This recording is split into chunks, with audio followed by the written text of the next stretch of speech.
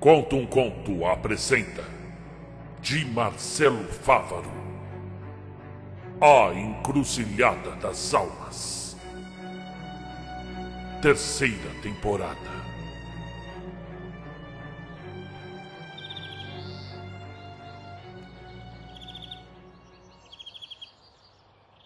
O dia seguinte foi dividido entre a intensa ressaca e alguns ajustes ao plano. Américo Lobo ficou aguardando no meio da escadaria do castelo por 40 minutos, até que uma porta sem maçaneta se fizesse aparecer, e de lá saísse Steve Today e Felipe, da Torre Vermelha. O rapaz estava muito excitado com o que vira lá dentro. E então questionou o Lobo enquanto desciam as escadas. É algum tipo de magia? Absolutamente não. Continuou Felipe checando os dados em seu tablet. E onde estão os Ipks que entraram voando atrás de você? Foram incinerados. A atmosfera das portas. Respondeu Felipe, renderizando os dados que foram colhidos lá dentro. E por que não foi incinerado seu tablet? Eu não sei. Viraram churrasquinho.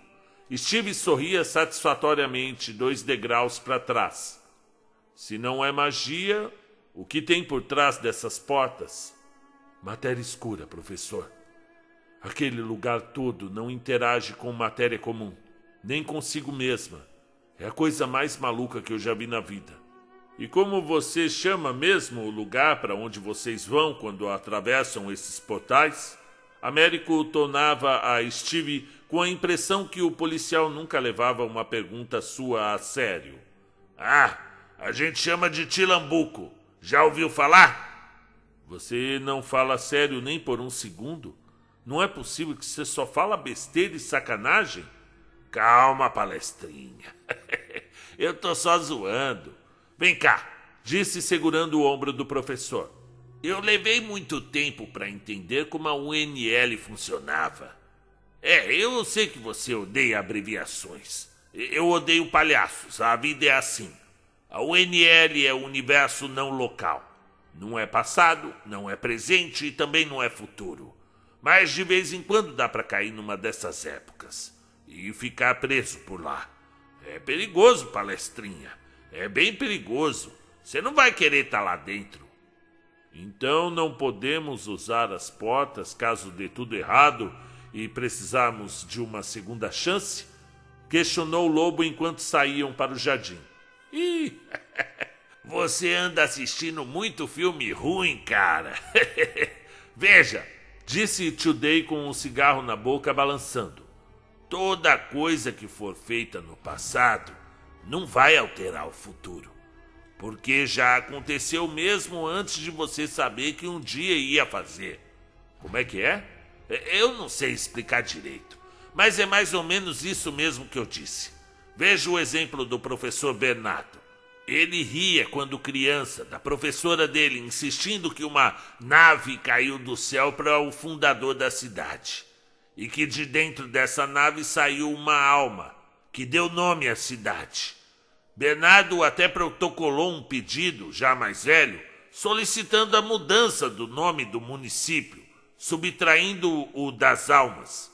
Ele achava que simplesmente era ridículo, que alguém tivesse a ideia maluca de realmente acreditar que uma alma havia visitado Emiliano I para incentivá-lo a construir a cidade. Bernardo estudou muito, se tornou um físico renomado, conheceu até o Einstein. Quando construiu o primeiro protótipo de máquina de salto temporal e viajou direto para o passado, se deu conta, diante do Emiliano, de que ele era a alma que tanto ridicularizava quando era criança. Como já estava ali e ouvira tantos anos a dona professora Gerúndia recitar as palavras que a tal alma dissera a ele, que resolveu não estragar o ciclo e dizer invariavelmente o que estava nos livros. Mas aí é que eu te pergunto, se ele simplesmente resolveu repetir as palavras que a dona Gerúndia dizia, mas ao mesmo tempo ele estava há 100 e tantos anos antes dela nascer, quem foi que inventou aquelas palavras? Ele mesmo ou os livros de história? Isso não faz sentido algum, reagiu Américo Lobo chutando pedrinhas no pátio. Na verdade, faz sim, disse Felipe conjecturando. O que o Steve está dizendo é o paradoxo da predestinação. Como? É teórico. Pelo menos era. Digo, uma base teórica para as histórias de ficção científica. Veja, o que aconteceu com o professor Bernardo foi um ciclo de causalidade. Se a gente voltar e mudar tudo, não vai mudar nada, porque o que eventualmente a gente tenha mudado já ocorreu no passado, moldando o que a gente viveu hoje. Peraí, exemplifica, por favor, Felipe. Imagine que daqui a um ano o Steve decida ir ao passado. Isso exige que ele já tenha feito essa viagem no passado. Já ocorreu.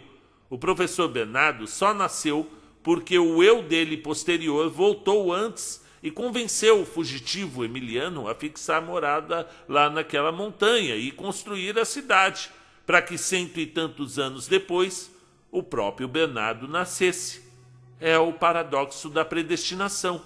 Foi quase uma profecia autorrealizável. Então você está querendo dizer que só existe uma única linha do tempo, chapa.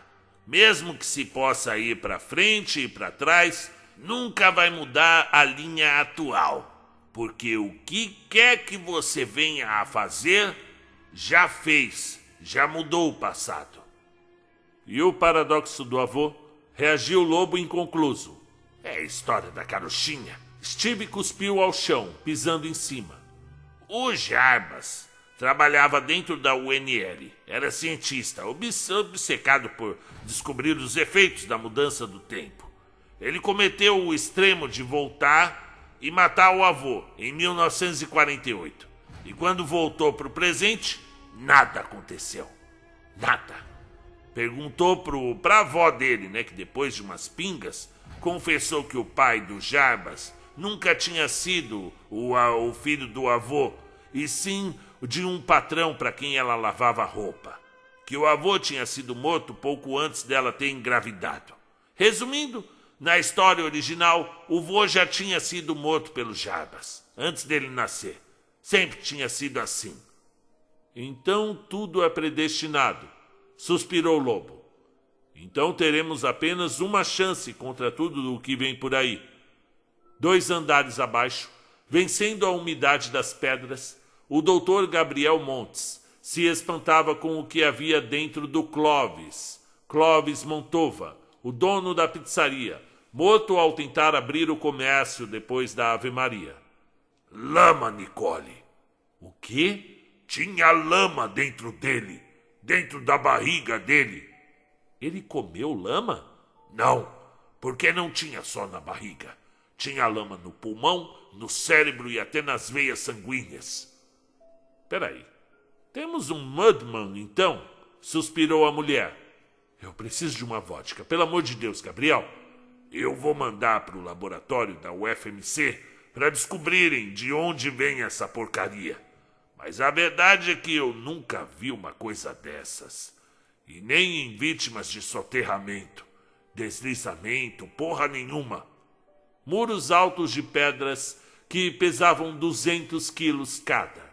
Em alguns lugares a era vencia, subindo despreocupadamente, alheia à vontade do gerente Ralph Leite, o King. O portão era antigo e bem cuidado, alto e ornamentado com ferro negro retorcido em iniciais EVP. O jardim vencia a influência do Vale do Esquecimento, próximo o bastante para espantar os animais, que ajudavam na fertilização do solo. Fora um trabalho de anos da proprietária, trazendo fertilizantes artificiais para que as primeiras roseiras sobrevivessem. E mesmo assim, as rosas eram de um vermelho tão escuro que mais parecia o negror da noite. A tarde vinha chegando ao final naquela sexta-feira triste, na cidade recolhida pela névoa eterna, desde a chuva infernal dos gatos. Encruzilhada das Almas vivia seu momento mais triste, desde a guerra pela independência, 150 anos antes. Abandonada pelo turismo, agora proibido, afinal, quem conseguiria andar pelas brumas negras sem perder o fôlego? E à noite? A noite se tornara proibida a quem quer que se metesse a louco a sair na rua. O místico os definhava, e o velho Ganimedes morrera de tristeza e de velhice na última terça. Era o fim de uma era. E assim terminava aquela sexta-feira, com a cidade mergulhada em soturnidade. Desde a queda dos Celinos, quase metade da cidade tinha recorrido ao êxodo, deixando para trás boas lembranças, suas casas e sonhos. No castelo Vompim todos estavam a postos. O portão de ferro permanecia aberto para receber o malfadado visitante, que não veio sozinho. Da escadaria do castelo, segurando uma espada antiga extraída da sala de armas, Américo Lobo dava a última chamada a todos. King, como estão as coisas por aí? Ele não tá sozinho, respondeu o gerente de cima da torre, com um binóculo observando. Parece um formigueiro subindo a estradinha, câmbio. O King falou câmbio, é sério isso? E como está aí embaixo? Continuou o Lobo. A torre está a postos, observou Eleonora segurando as adagas. Estou descendo aí para ajudar. Não precisa, gritou a mulher. A gente dá conta. Vem, desgraçadinhos. Eu vou te mandar para um lugar pior que o inferno. E de fato, pela pequena estrada lajeada e por entre os pinheiros ressequidos, a horda de seres obscuros vinha subindo, galgando caminhos, ora saltando em 2 pés, ora trotando como um cavalo. E nada mais chamava atenção em suas fisionomias monstruosas do que os seus guinchos histéricos, entoando gritos de guerra que ecoavam, chegando bem antes deles próprios. Na cabeça usavam gorros negros, como bruxos. Suas túnicas, igualmente negras, pareciam flutuar baixo com eles, e pela velocidade já estavam a poucas dezenas de metros do portão, onde a Torre Vermelha esperava prostrada. Quantos são? Perguntou Américo, tomado pela exasperação. 100! Se adiantou o King no rádio. O Urubu interrompeu. Então é 200. O King é ruim de cálculo. Diretor? 1 segundo. Respondeu o homem escaneando o perímetro com sua bengala. Só mais 1 segundo. Agora! Feito! Gritou Felipe acionando o comando. Liberada a primeira leva dos Zipkis, os nanodrones zarparam em velocidade sobre-humana. Somente muito próximos da fileira vanguarda de demônios é que dispararam seus explosivos. E então? Questionou o Américo ansioso. Não sabemos ainda. Eles continuam avançando, exultou Felipe. Eles parecem não ter sentido qualquer revés diante das bombas dos Zipkis. Não, peraí, espera. Cara, toda a vanguarda do exército do Arauto simplesmente foi pelos ares. Ao mecanismo que tardiamente vinha jogando matéria podre aos ares. Cada indivíduo que ia explodindo. Eles morrem! Eles morrem! Gritava Felipe aos pulos. Solte a segunda frota, ordenou o diretor.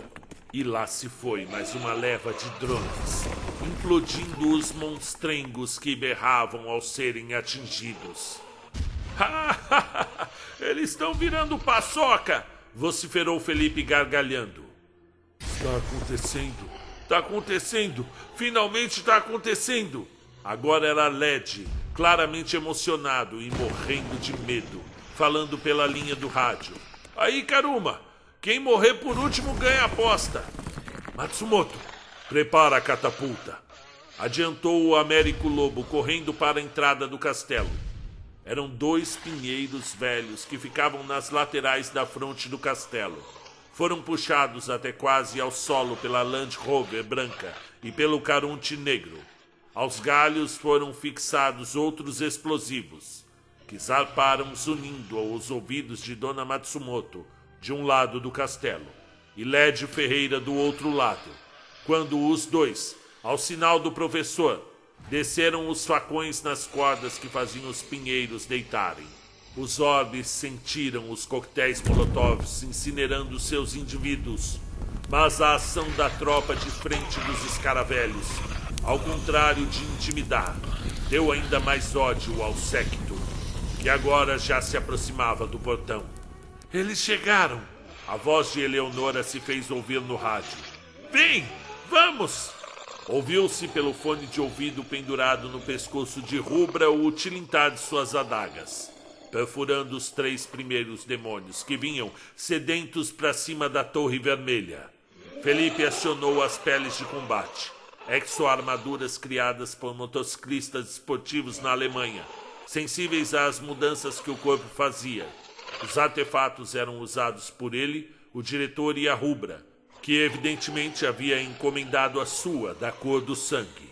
O diretor, o tempo todo auxiliado pelos scanners presentes em sua bengala, desceria golpes longos, girando a ferramenta que, com lâminas sobressalentes, cortavam os orbes, impedindo-os de se aproximarem. Felipe, como estamos? Eles são muitos! Tem um monte subindo a estrada! A gente não vai dar conta, não! Que droga! Nós vamos morrer! Gritou King de cima do castelo. Dona Matsumoto já chegou aí? Tá chegando! Taca a pedra neles, Matsumo! Américo, socorro! Não tá dando! Eleonora perdia terreno e já vinha recuando sua torre. Eu tô indo pra ajudar! Eu tô indo aí! Gritou o lobo largando o celular. Não! Exultou o diretor. Segue o plano! Fica aí! Não coloca tudo a perder! Que droga! Cara, volta aqui! Chamou o urubu puxando o professor pela porta. Senta aí, porra! Se acalma! Qual é o próximo passo? Eu não sei. Libera o cavalo alado! Libera o cavalo alado! Suspirou o lobo passando a mão pela testa completamente ensopada. Ok, você venceu. Cavalo alado! Mas manda logo. Não vamos aguentar por muito tempo. Você ouviu, Fred Brokeback? Libera aí pra nós. Você me chamou do quê, macho? Não escuta ele, gaioto. Pode soltar o cocô de pombo. O helicóptero veio em sua velocidade máxima de trás de uma montanha que cobria o castelo. Gaioto nem precisou mirar muito. Apenas acionou o escape que liberava a corda, que por sua vez prendia uma grande quantidade de explosivos cedidos pela Torre Vermelha. A caixa de madeira caiu em cheio, bem no meio da horta. E logo em seguida, todos num raio de 50 quilômetros puderam ouvir a imensa explosão, mandando centenas de orbes para o espaço. Exageramos na dose, disse o diretor, se levantando do chão pedregoso, após ter sido jogado pelo impacto da ogiva. Eu disse que era muito, gritou Felipe também se levantando. Vamos para dentro! Eu não tô conseguindo ouvir mais nada, berrou o LED no celular. Essa bomba me deixou surdo. Urubu, se eu morrer você chora, não chora? Boys don't cry, Lederico, boys don't cry. Ele tá vindo, disse King. Tá vindo pelo portão. Taca a pedra nele, Japa. Pode deixar comigo, avisou Emiliano João Ponciato, abrindo os portões do castelo. Chegou a hora desse Sugismundo me pagar o que deve. Pai, sai daí, pai. Não tá no plano, pai. Sai daí, que merda, seu Emiliano. Rapaz, segue o plano. Só deixa eu ter um dedinho de prosa com o Homem de Preto. Puta merda, o Arauto vai matar meu pai, gritou Américo, abandonando a sala improvisada de controle. Espera. Agora era a Luna Rezende que se precipitava. Fica, segue o plano. Mas ele vai matar meu pai. Não vai, não. O Arauto não pode matar o Emiliano. Confia no seu pai. Eu sei o plano dele. Ele vai desestabilizar o demônio antes dele vir até mim. Do lado de fora, o cavaleiro de Tumã permanecia parado, sozinho em frente ao castelo, enquanto a entidade obscura descia de sua flutuação, finalmente tocando o chão. Arauto era muito pálido, magro e alto, mais alto que o marido de Mariana. Vestia seu tradicional terno negro, chapéu igualmente da cor da morte, com abas longas. Segurava um longo e fino bastão de ferro com a manopla em osso polido, formando uma bola do tamanho de sinuca. O homem sorriu. Recebi o seu convite, dizendo que a Luna iria se entregar. Eu ri com vontade, eu vou ser sincero. Já imaginava todo esse circo, mas confesso que fiquei animado depois que o aviãozinho passou. Vocês são tão dedicados e eu não fiz nada. Eu só estava junto. Então não participou do plano que o seu filho bastardo criou para me matar? Eu nunca acreditei em planos, resmungou o cavaleiro. Eu tenho o meu particular. E pode me adiantar alguma coisa desse plano particular? Eu disse particular, reagiu Emiliano. Não deveria ter roubado minha criança. Você iria me agradecer, velho. Criança é inconveniente, não deixa dormir, dá trabalho e depois ainda te responde com ingratidão. Eu deixei você ter uma vida plena com sua esposa. Não existe vida plena se você não sabe onde é que está o seu menino. Suspirou Emiliano, iniciando sua luminescência. Meu senhor, pra que isso? Se você não conseguiu me matar quando tinha 20 e poucos anos, quem dirá agora que treme a mão? Vamos, homem, tá ridículo, pare com isso. Vamos ver se consegue fazer as minhas mãos pararem de tremer. Se aproxime, venha, disse levantando os pulsos. O arauto veio, como uma sombra, mas levou um forte e único gancho do velho Ponciato, arquejando para trás. O artesão, não contente, virou à esquerda com o punho fechado, acertando o ouvido do sacripanta, e logo em seguida juntou as mãos para produzir uma bola ardente, fazendo-a ir de encontro ao peito do monstro. Eita! O velhote tá matando o diabo! Ele tá matando o homem de preto! O arauto recuou alguns metros. Limpou o sangue da boca. Não sangrava há uns bons milhares de anos. Olhou para o antagonista. Um homem de calça social marrom, botas de estradeiro, camisa bege de botões e os punhos altos de entalhador. Você aguenta bem, Emiliano. Pelo menos aguentou mais do que sua irmã Monique na estrada. Emiliano sentiu o golpe. Perdeu a direção. O encourado já esperava por isso. E foi o bastante para o mestre do mal avançar rapidamente e desferir-lhe um forte golpe no rosto, fazendo o velho desabar de joelhos, colocando as duas mãos no chão. Você sabe que a Monique suplicou pela vida, seu desgraçado! Continuou chutando Emiliano no estômago. Ela implorava até pelo cavalo dela, aquela vadia. Caraca, o diabo derrubou o velho Ranzinza! Gritou King de cima do telhado. Chega, eu vou lá buscar meu pai. O arauto demoníaco deu mais um soco, agora na nuca, e um chute no rosto do homem, que cuspiu sangue pela primeira vez. Parecia chorar. Você matou a Monique, é? Matou minha irmãzinha. Você matou minha irmãzinha. Você deixou ela lá na estrada pros urubus. Emiliano enlouqueceu. Corre lá, disse Luna arrependida. Espera, gritou Karuma no rádio. Eu vou, e ele vai cair agora mesmo. A porta do castelo se abriu novamente. Karuma nem viu a Torre Vermelha ferida no carpete, quase desmaiados pela luta com os orbes. A fonte de lumen de Karuma foi forte o bastante para fazer com que o arauto soltasse Ponciato. Quem diria, disse o pé de bode. Um sujeito medroso como você sempre foi, agora encarando o próprio zelador das trevas? É, pra você ver, disse Karuma abraçando o homem de preto, enquanto luminescia ao máximo. Vem cá, brother, vem me dar um abraço, vamos ficar de bem, vamos? Karuma tá queimando o diabo, o Karuma tá queimando o diabo. Jesus Cristo, o cara tá ficando vermelho, disse King com os binóculos nas mãos. Você vai me matar assim, suspirou o arauto com os braços presos. Eu sou mano, cara. Eu sou mano da quebrada. E você desarrumou feio com a gente. Vem cá, me dá um abraço. Porra, Karuma. Aí sim, agora você é tipo sabotagem mesmo, gritou o LED entusiasmado. Vai, Arauto, seu filho da puta. Vai mexer com o nosso mano da quebrada. E aí, King? Ele tá liquidando a fita, professor.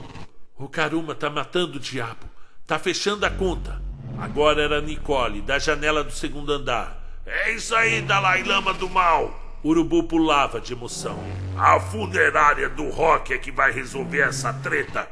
E de fato, embora o arauto de Meia estivesse nesse emprego há milhares de anos, era ali naquele pátio, em frente a um castelo muito antigo, que ele, pela primeira vez desde que fora recrutado, sentia o medo real da morte.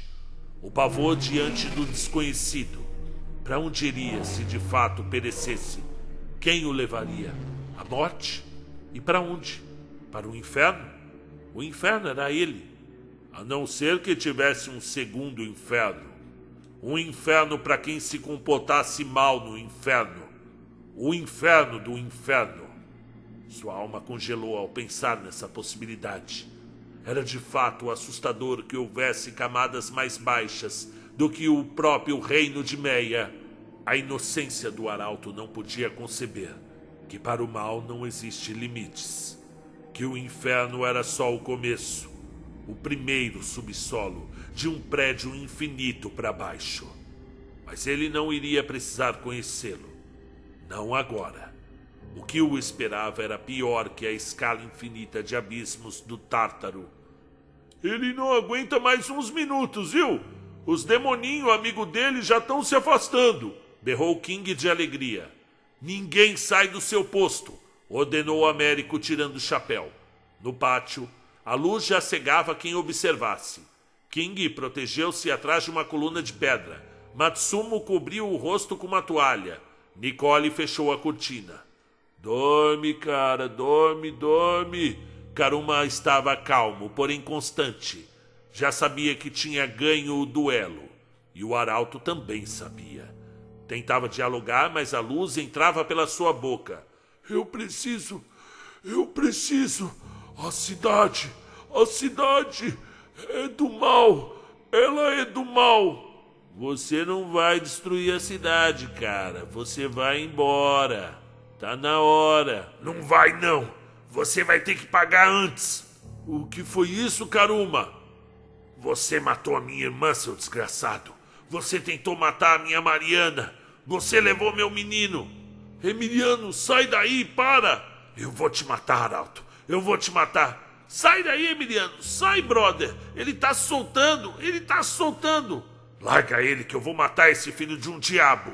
Emiliano, para. Luna tinha tomado o celular da mão do filho e agora gritava com Ponciato. Emiliano, sai daí. Solta ele. Solta nada. Eu vou matar esse desgraçado. Américo descia a escadaria correndo. Já era tarde. O arauto encontrara uma fresta na fortaleza. Foi se levantando enquanto era puxado pelos dois cavaleiros de Tumã. A luminescência dos dois foi diminuindo, até que a luz contrária do monstro se fez valer. E antes que os dois decidissem quem iria matar o condenado, este já segurava os mesmos dois pelos pescoços. Tenebris vis viver in anima. Américo Lobo parou no limiar do castelo. Ao seu lado, a manita luminescia a cura sobre a torre vermelha, que sangrava no tapete da sala.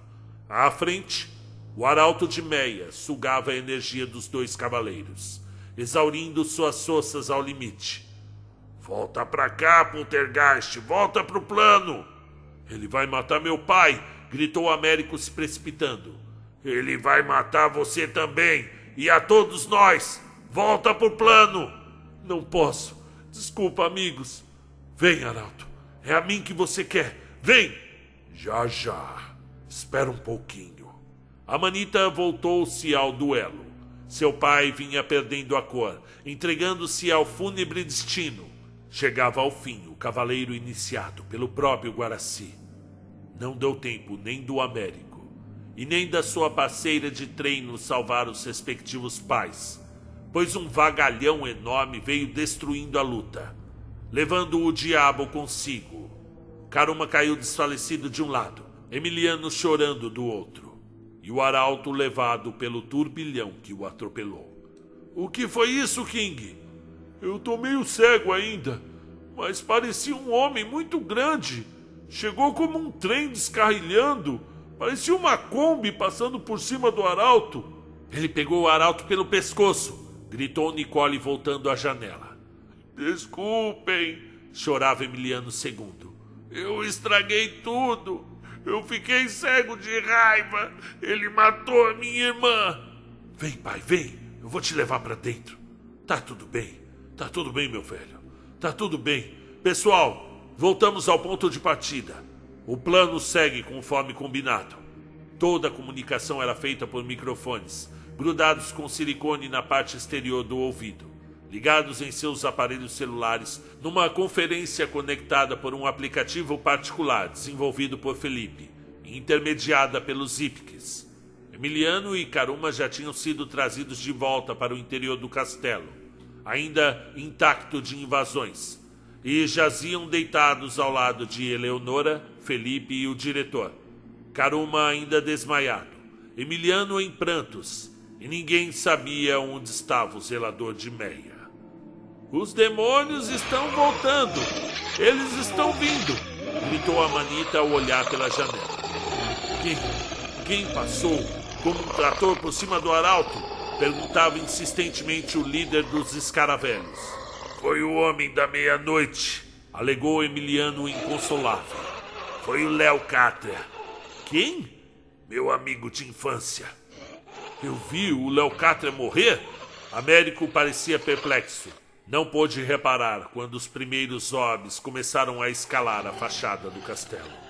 Enquanto isso, Léo Cátria, tomado de estranha vitalidade promovida pela Ordem de Diamante, de um cavaleiro de Tumã que era, sentindo-se imbatível para os seus 90 e tantos anos, usando de sua descomunal estatura e apropriando-se da proximidade com o que restou do Vale do Esquecimento, levava a luta para as margens da lama obscura do local, onde a energia do arauto era prejudicada. Quantas famílias você molestou? Destruiu, esquartejou. Léo sentia, pela primeira vez, a verdadeira experiência como cavaleiro da Ordem do Diamante. Ele simplesmente podia resgatar a força da juventude, o vigor de outrora, quando era, nos anos 50, exilado da encruzilhada, um boxeador nos Portos de Santos. Você simplesmente destruiu toda a minha família, lamentou esmurrando sem pena o rosto do emissário do Tártaro. Cada porrada na cara do zelador de Meia produzia um estrondo que mexia os galhos das árvores retorcidas, e era sentido no castelo, centenas de metros acima. Meu veterano Joelma era um menino incrível e está morto por sua causa. Eu tive que fingir a minha morte por sua causa. Sabe o que é se sentir tão mal, a preferir estar morto a ter que encarar a realidade? Os socos continuavam a ribombar, e o arauto já sentiu o sangue vir novamente, descendo pelo nariz e escapando da boca a golfadas.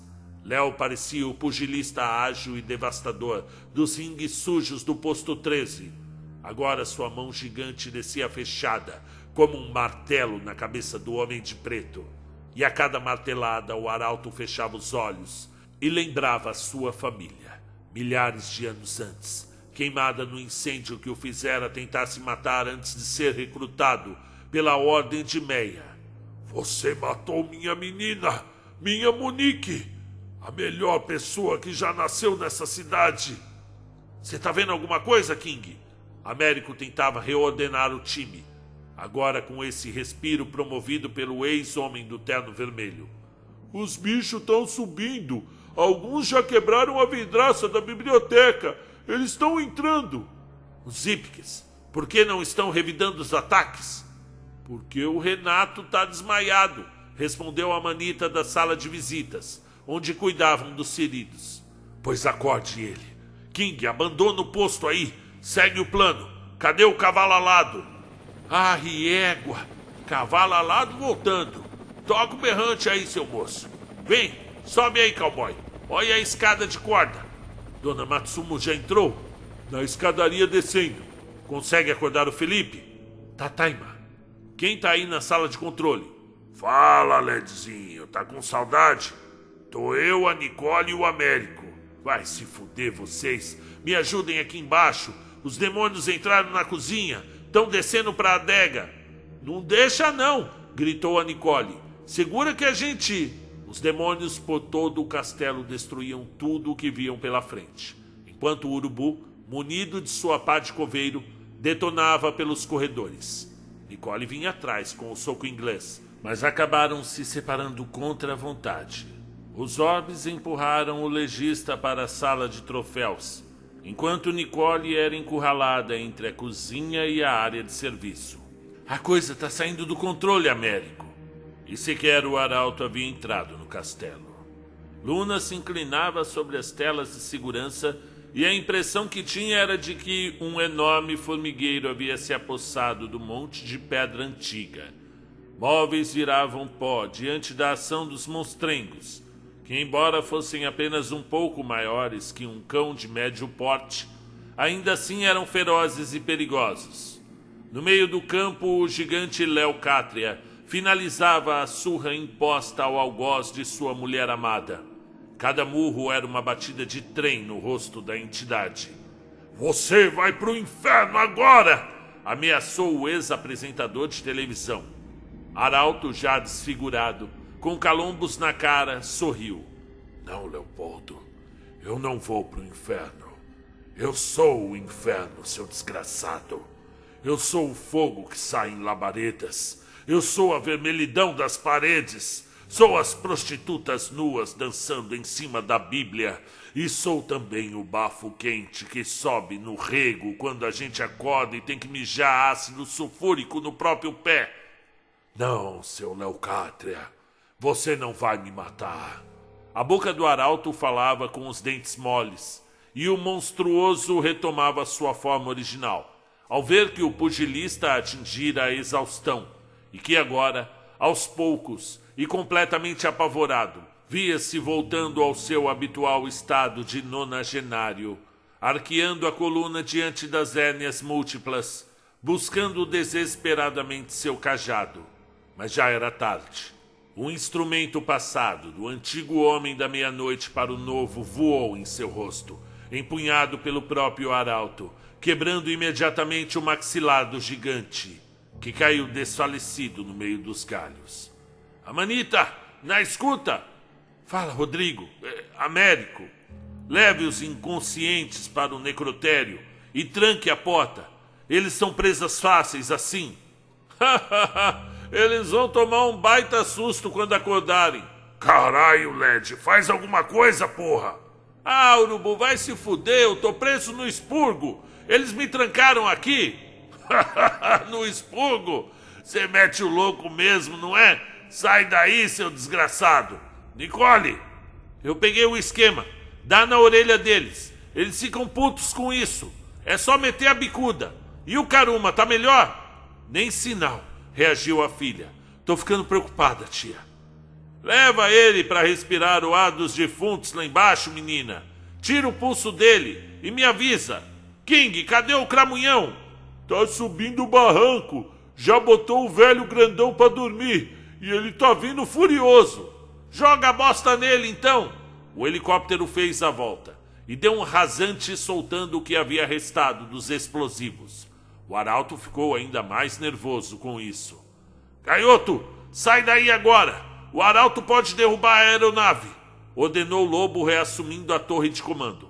Agora é só esperar ele vir. Vem, amigão. Vem pra toca. E de fato o arauto de Meia chegou, derrubando as pesadas portas centenárias de Jacarandá. Deu passos nervosos em direção à escada e se espantou ao dar de frente com uma senhora oriental, segurando uma escopeta de cano curto.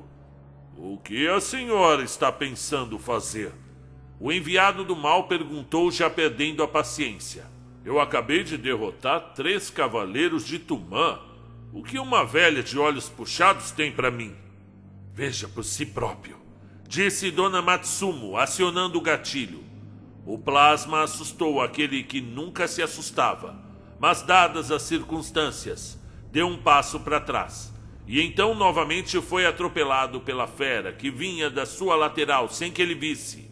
Era Luna Rezende, vertida em demônio, urrando como uma besta fera, mordendo-lhe o pescoço, fazendo novamente estragos na carcaça do endemoniado. Luna não mais falava, parecia tomada pelo ser natural que habita dentro de si, a filha de um deus com a rainha das trevas. 200 anos dentro de uma maldição imposta pelo satanzinho pau-mandado de sua mãe. Chegara a hora de pagar suas dívidas com a onça raivosa. E suas unhas, seus urros agiam em uníssono, desferindo golpes no homem que já não mais estava gostando daquele dia. Viera buscar Luna, sim, mas precisava colocar a cobra dentro do balde para isso. E ela não estava tão disposta a ceder.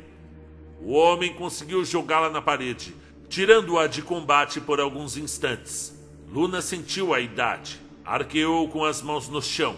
Arauto preparou o bote e, nesse instante, sentiu uma fisgada muito forte na costela. Era a morcega da funerária do Rock. 1,64 m de mulher dando-lhe repetidos golpes abaixo da axila, vinda pelas costas do rei da mentira. Seu soco inglês parecia penetrar na carne magra do arfante diabo, que decidira ali mesmo matar a dona do castelo. Segurou em seu pescoço, enquanto a moça ainda socava-lhe o peito. Levantou-lhe do chão. Começou a apertar mais e mais o seu pescoço.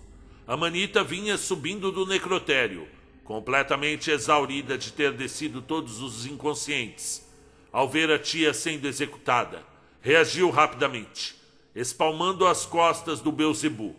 A carga de Lumen o fez soltar a esposa do Doutor Urubu, enquanto a manita tomava a posição de combate, instruída pelos conselhos do seu mestre Emiliano.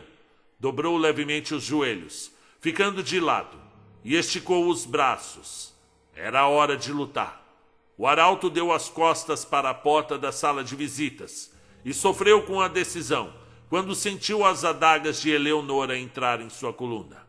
Dessa vez dobrou os joelhos, entregando-se aos ataques simultâneos de todas as mulheres do grupo.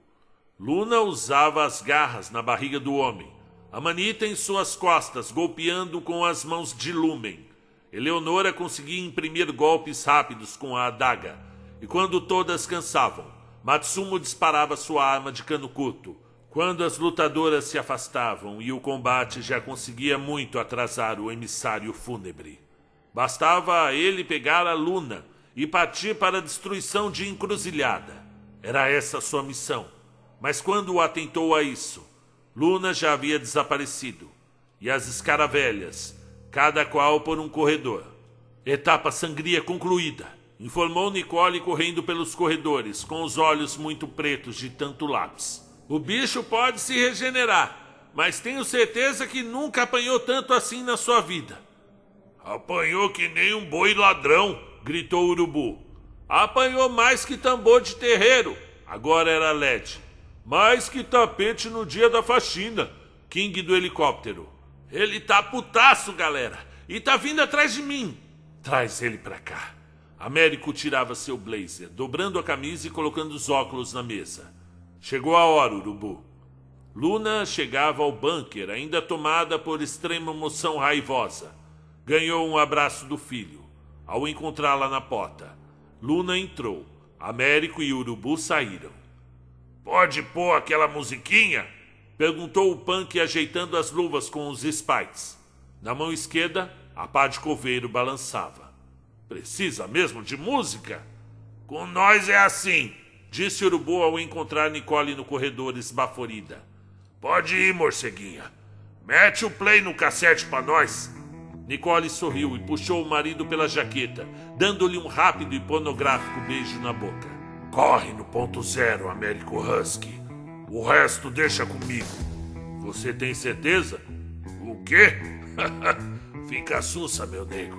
Corre lá e acorda o porteiro, aquele vagabundo. O corredor era comprido e apenas iluminado por castiçais presos às paredes. Já se ouvia o diabo vindo urrando. Urubu sorriu. Segurou a pá com as duas mãos. Quando o arauto de Meia dobrou a esquina do corredor, não enxergou mais nada, pois a ferramenta veio tão violentamente empunhada na sua cara que, mesmo dotado de força sobre-humana, não pôde se privar de cair com as costas ao chão, com os pés para cima. Boa noite, Aleister Crowley. Toca a musiquinha aí, minha morcega. No sistema de som espalhado pelos corredores, usado normalmente para o King transmitir informes aos hóspedes, Nicole dava o play no som do Ozzy.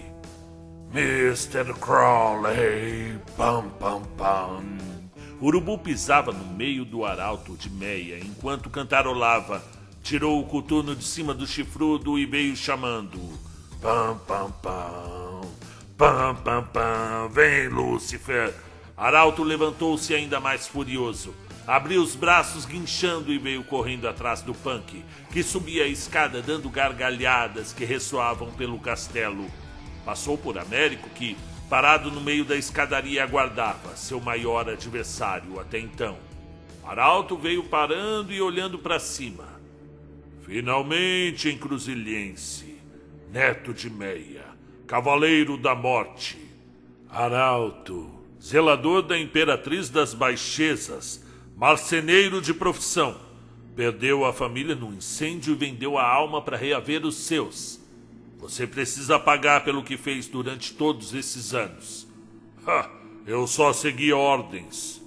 É o que dizem quando querem se eximir de suas próprias maldades. Me diz, por que voltou à Encruzilhada das Almas? Somente a terraplanagem de toda a região, com seus moradores inclusos, irá aplacar a vinda de Granori. Vai por mim, neto de Meia. Vocês não vão querer ver essa entidade sair do buraco onde está jazendo há 1000 anos. Não é uma opção destruir a cidade. Não só a cidade, todo mundo que mora nela. Vocês, principalmente. É um preço a se pagar. É a minha incumbência. É do que sou capaz. Pois então, mesmo sendo o próprio diabo, eu tenho dó de você. O arauto sorriu. Vejo que anda aprendendo a ter sangue nas veias, professor. Américo abriu os braços em luminescência branca, enquanto o arauto partia para o ataque.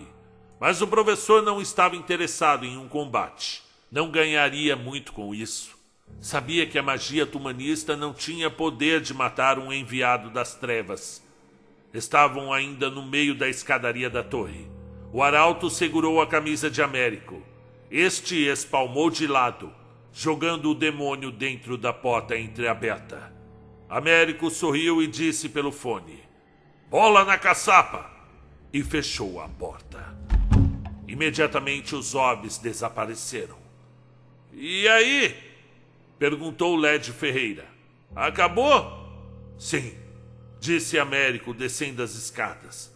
"Amanita, seu pai acordou?" "Pelo amor de Deus, será que eu morri?" Uma voz veio carregada de eco. Era Felipe, acordando em cima da mesa metálica do necrotério. "Pelo amor de Deus, essas gavetas! Eu morri, porra! Caralho!" "Ei, o que vocês têm na cabeça de colocar a gente no necrotério? Cadê a minha bengala?" "Karuma, pessoal, cadê o Karuma?" "Eu tô aqui, brother." "Ai, minha cabeça." "Espera aí.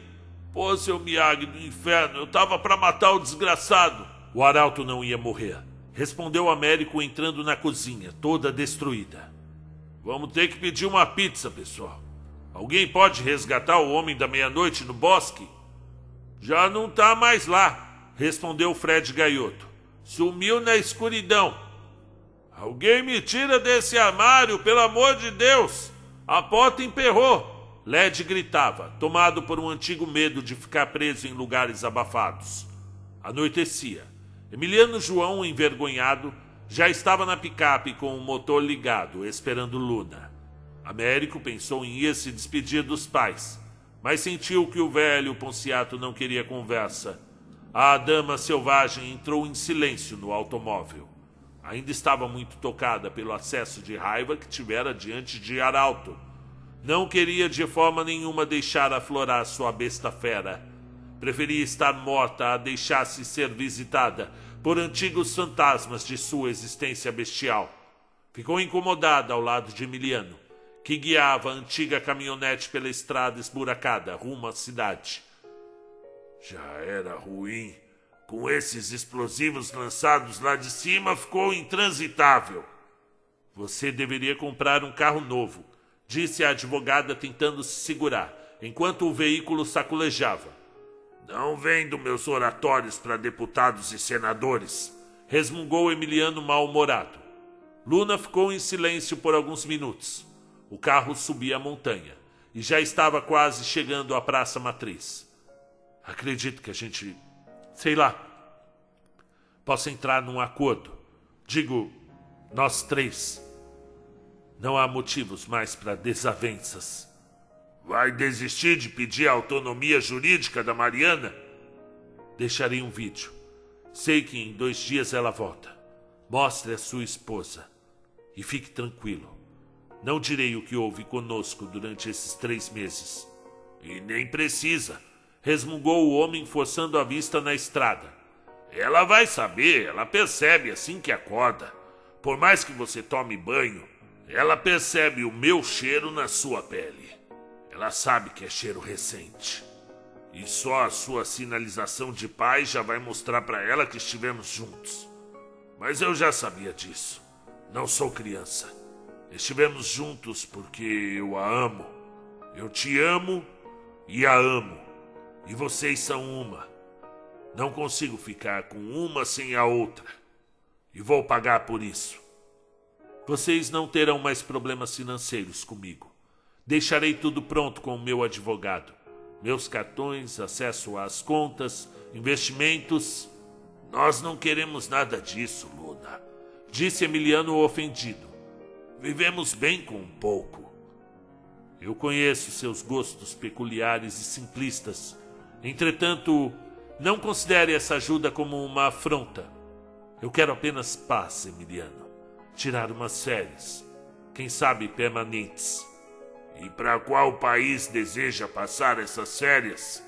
Eu não quero ter que buscar a Mariana no Himalaia. Digamos que minhas férias serão na cidade em cima da montanha. Eu quero ter a paz desse lugar. E quem sabe, fazer um curso de artesanato, pintar, tocar algum instrumento. Emiliano estava comovido.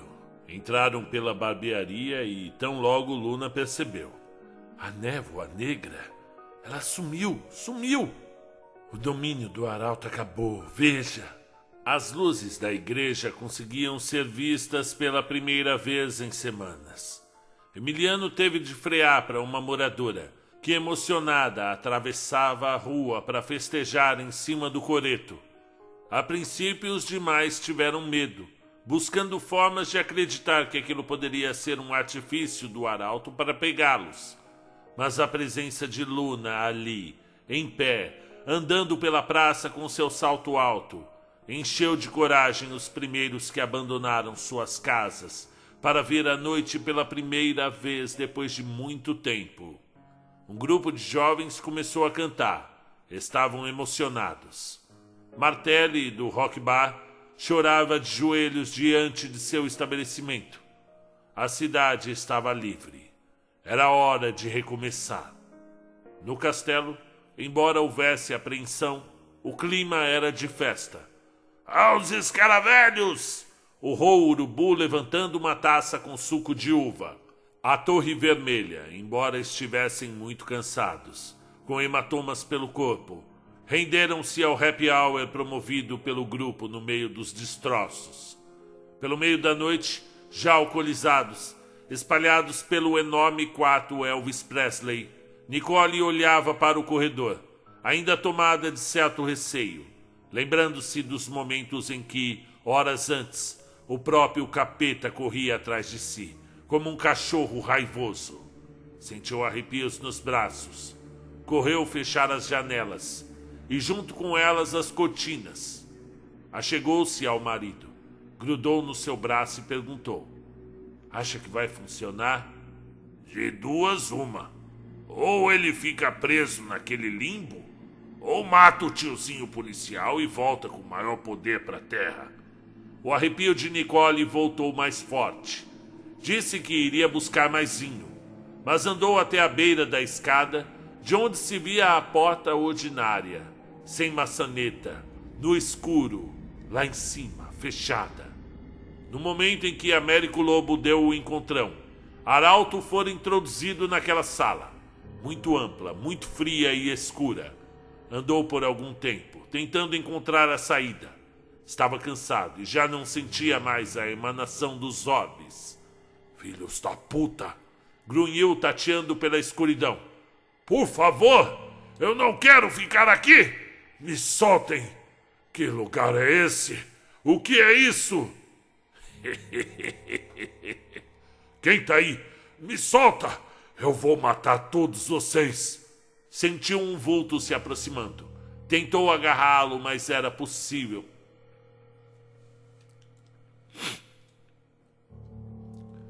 Tentou agarrá-lo, mas era impossível. Tentou de novo e caiu no chão. Cadê aquele arregão do Américo? Por que ele fugiu da luta? Nós somos muitos, disse a voz ameaçadora.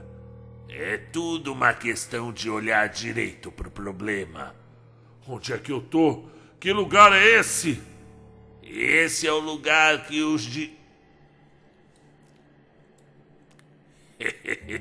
Esse é o lugar que o diabo chora e o papai Lúcifer não vê. Imagine um bebê diabo chorando com a bundinha vermelha de fora. Quem é você?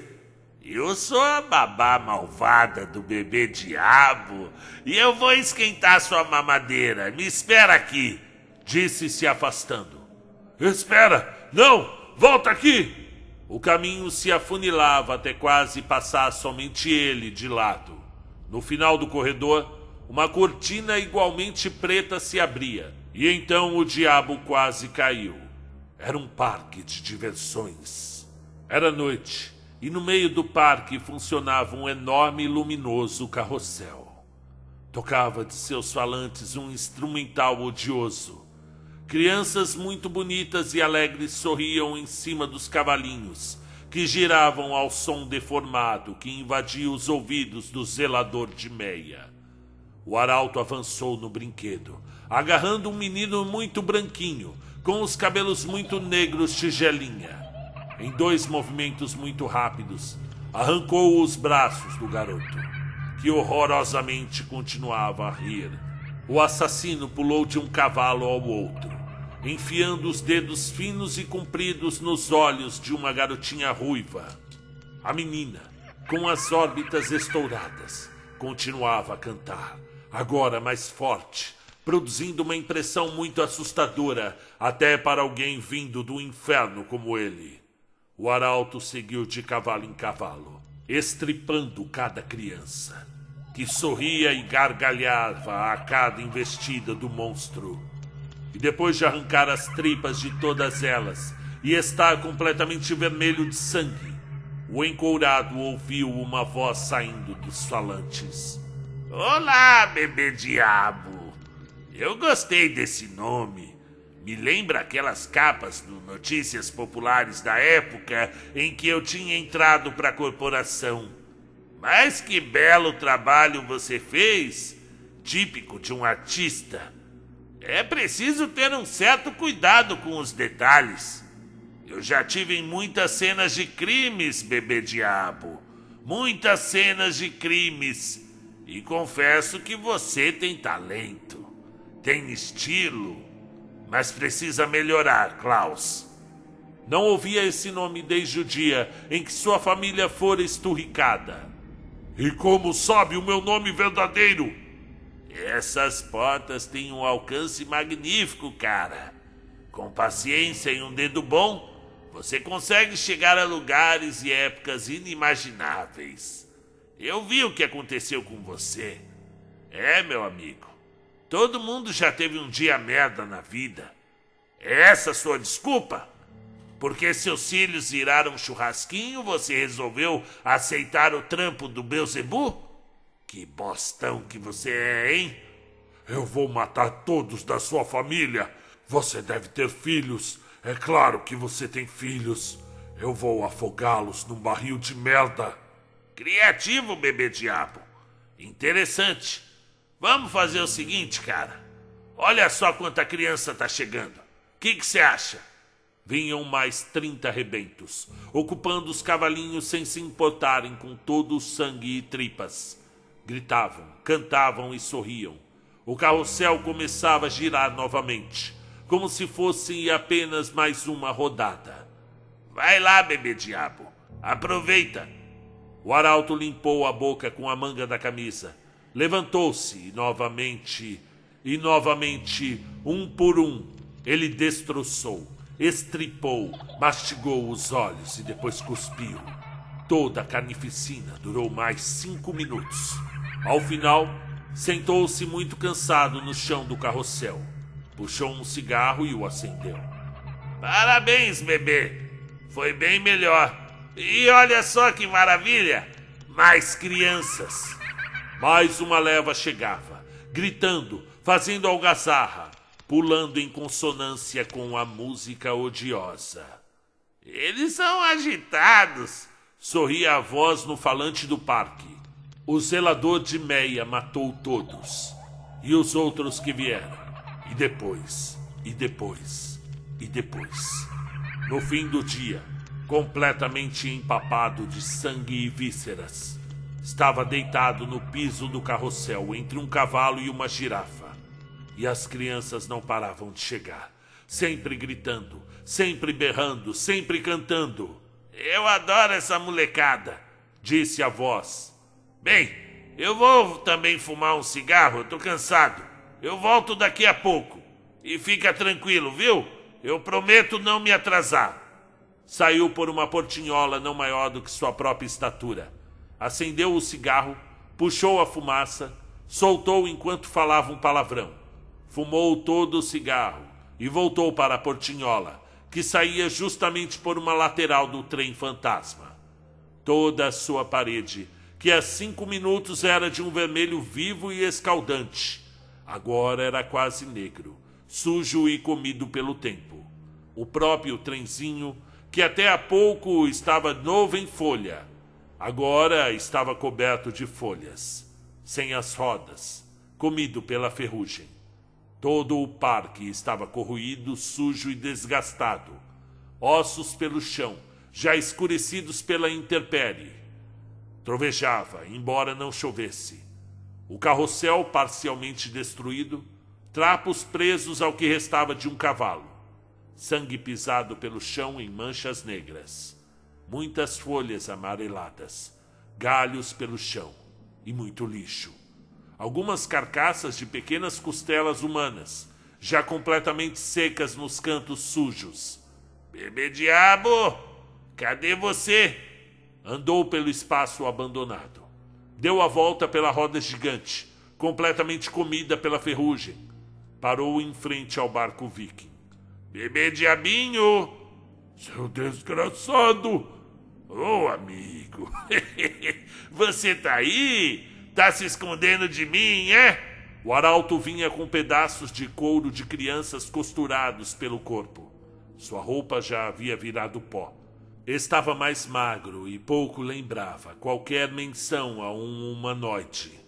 Caminhava com dificuldade, puxando a perna esquerda, e sua barba já ultrapassava a altura do peito. Eu tive o desaforo de contar o tempo que você me deixou aqui, seu filho de uma puta! Calma, eu só fui fumar um cigarro. Eu repeti isso na minha cabeça por muito tempo, seu desgraçado. Ele só vai fumar um cigarro.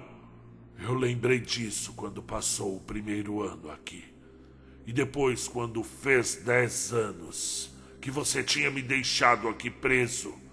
Você é um diabo. Teu cu! Me diz, Tá aqui há quanto tempo, bebê diabo? 117 anos, seu filho de uma puta. Maldito 117 anos. Eu vi cada inverno passar, cada árvore velha dessas nascer e crescer. Se não fosse o Tadeu, eu tinha ficado doido. Tadeu?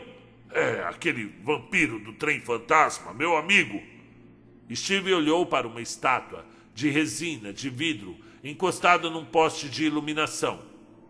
Foda, hein? Ó, a gente se vê por aí. Cuidado com essa roda gigante, viu? Ela tá parecendo que tá envergando, ó. Ó, pode esperar que não dura mais uns 5 anos. Não, por favor, não. Gritou caindo ao chão. Não faz isso.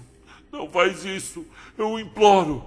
Eu posso ajudar com o Granori. Eu consigo. Eu não. Não, volta aqui, seu desgraçado. Seu filho da puta desgraçado, volta aqui.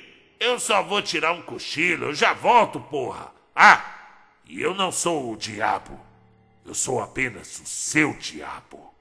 De fato, o arauto iria pensar nisso nos próximos anos. Que cada um tem o seu próprio Deus.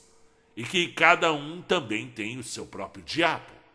Até o próprio diabo tem o próprio diabo. Ficou com essa impressão nos primeiros 1000 anos. Lembrava vagamente de um familiar distante. Parecia ser um vampiro. Um vampiro chamado Tadeu. Ficava próximo a um trem. No segundo milênio preso naquele espaço moribundo. Já não havia vestígios de que um dia ali houvera um parque. A corrosão e o mau tempo consumiram os cavalos, todo o ferro e até a roda gigante. Pelo terceiro milênio esqueceu que um dia tivera uma família, que fora resgatado pelo exército de Meia e que passara tanto tempo destruindo coisas e pessoas. E como não precisasse comer, descobriu ao longo dos séculos que era imortal e que a estadia dele naquele lugar seria eterna. A partir do 5º milênio, duvidou que houvesse algo no universo, além daquele espaço cheio de mato e árvores retorcidas. Não mais usava roupas, não tinha qualquer lembrança do seu idioma, e grunhia quando algo de errado lhe ocupasse a mente. A solidão ganhou aspectos esmagadores, e isso o fez tentar dar fim à própria existência por mais de 100 de vezes. Certa vez, depois de muito treinar, conseguiu induzir um sono que durou mais de 1000 anos. E quando acordou, com as pernas e braços atrofiados, ainda estava sozinho. Muitas vezes chorou sem saber o porquê. Ficou sem chover por 200 anos, e ele não bebeu água nesse período. O mato secou e virou um deserto. Sua pele era castigada por fortes ventos que traziam a areia grossa aos seus olhos. Quando, enfim, caiu água do céu, ele ficou tão apavorado que desmaiou em meio à enxurrada violenta. Passaram-se 10.000 anos quando ele decidiu voltar a andar sobre 2 pés. Ainda sozinho, construiu sua casa com poucos recursos que ali dispunha. O vento trazia sementes, e das sementes ele separou a que lhe dava frutos. Sua fisionomia mudara, não mais grunhia.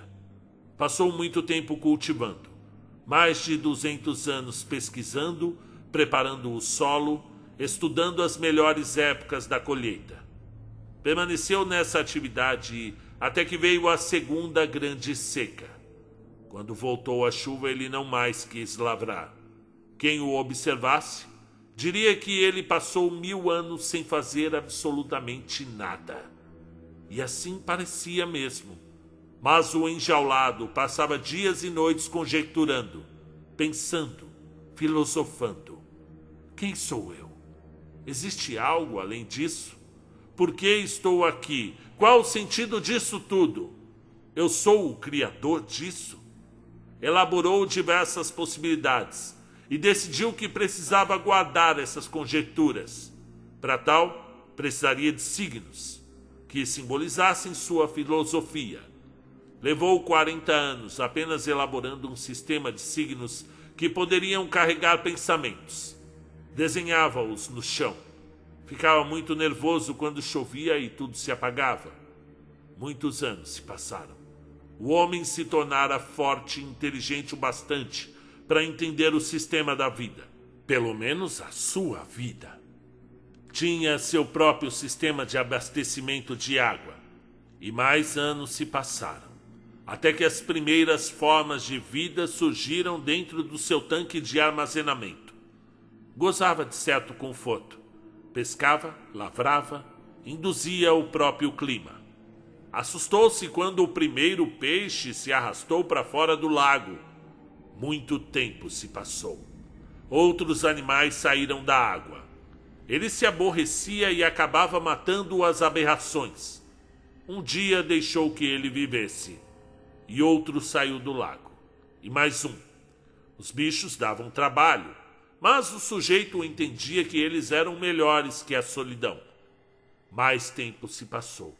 E o sujeito convenceu-se de que os bichos, apesar de saborosos, funcionavam bem como companhias. Eram amigáveis.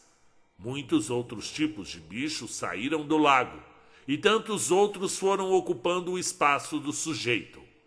Este ficou preocupado quando os animais ficaram maiores do que ele. Certa vez, numa briga com um enorme lagarto, foi parar dentro da barriga dele. Não conseguia furar a carcaça áspera do monstro. A lâmina teve de cortá-lo de dentro para fora, fazendo os outros lagartos gigantes terem medo do homem que não morria. Muito tempo se passou. A vida mudou muito. Símios povoaram seu espaço. Houve uma era glacial. Muitos animais morreram. Um dia a neve começou a derreter e o homem coordenou a construção de uma vila. Ensinou os símios mais inteligentes a se comunicarem por sinais. Construíram ocas. Reuniam-se todas as noites em volta da fogueira.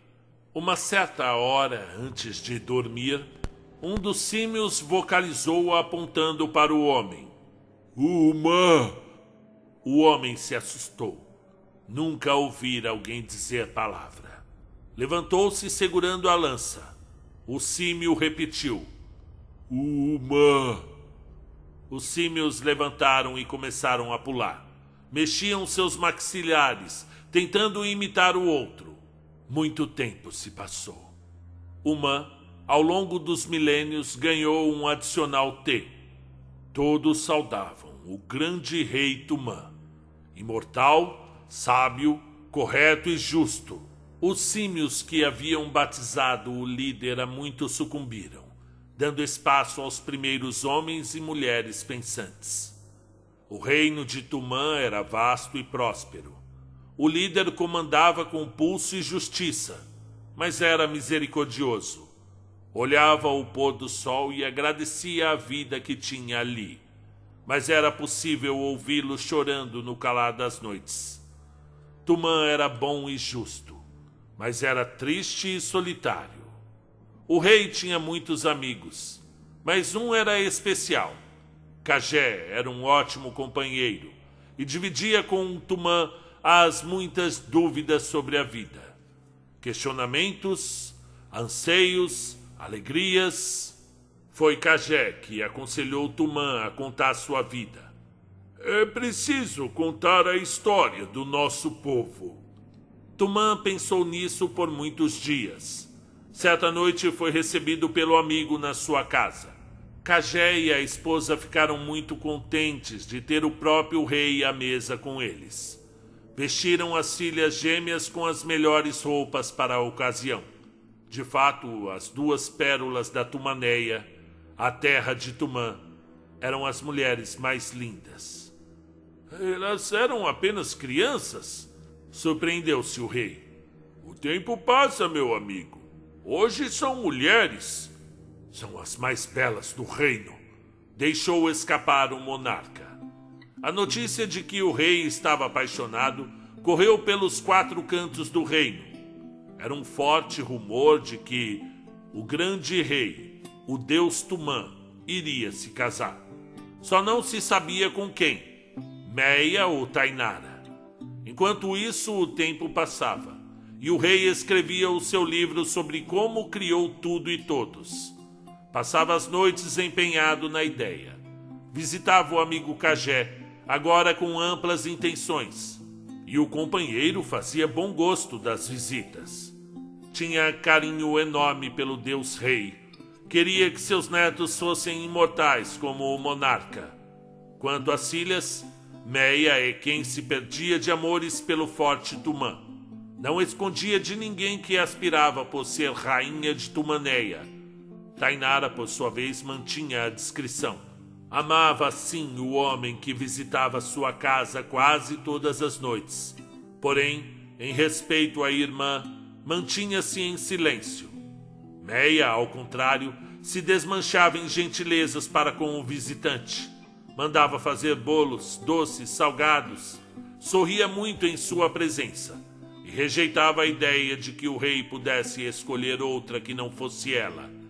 Surpreendeu-se muito quando Tumã, muito solenemente, pediu ao amigo Cagé a mão de sua filha Tainara em casamento. Houve tumulto na humilde casa do conselheiro. Tainara, em profundo respeito à irmã, cogitou declinar o pedido, mas o amor falou mais alto. Era o momento de ser feliz. A festa durou muitos dias e foi coroada com muita fartura. Tumã finalmente pôde desfrutar de sua companhia, conhecer o amor. Continuou vivendo o seu reinado, regendo a sua gente, sendo feliz com Tainara. Entretanto, embora fossem felizes, um fato começava a incutir apreensão no reino. É que já havia se passado um bom tempo desde o matrimônio real, sem que a rainha engravidasse. Tumã tentava minimizar os boatos, mas cogitava-se que não haveria herdeiro para o trono. Não haveria necessidade, na verdade, pensou Tumã. Ele era eterno. Não fazia sentido aquela boataria imposta pelo povo. Chegaram a cogitar que o rei era, como diziam, infértil. Tumã finalmente, pela primeira vez em milênios, desejou estar só naquele universo. Conversou com Tainara, a grande rainha, expôs suas angústias, reafirmou o grande amor pela mulher, mas não pôde mais esconder a insegurança perante seu povo. A rainha o confortou, estendeu seu véu de compaixão sobre o rei e o amou mais uma vez. No dia seguinte, antes do desjejum, aconselhou-o: por que não consulta o velho Niaga? Ele tem poderes mágicos, pode te ajudar. Há muito não falava com o velho ancião Niaga. Ele vivia no alto da montanha mais alta de Tumaneia, o Monte Maior.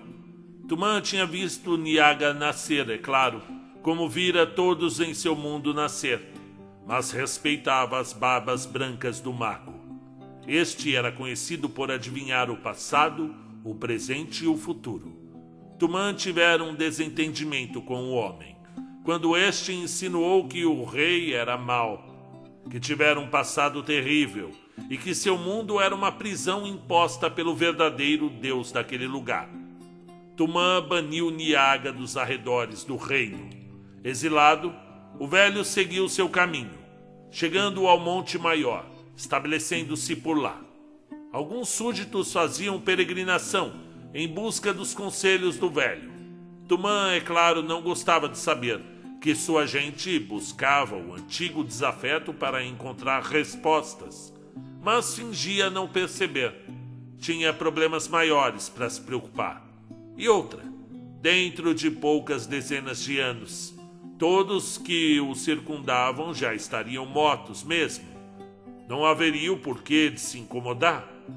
Tumã se assustava quando tinha esses pensamentos. Não se perdoava por ser egoísta às vezes e se culpava por ser eterno. Resolveu por fim subir ao monte.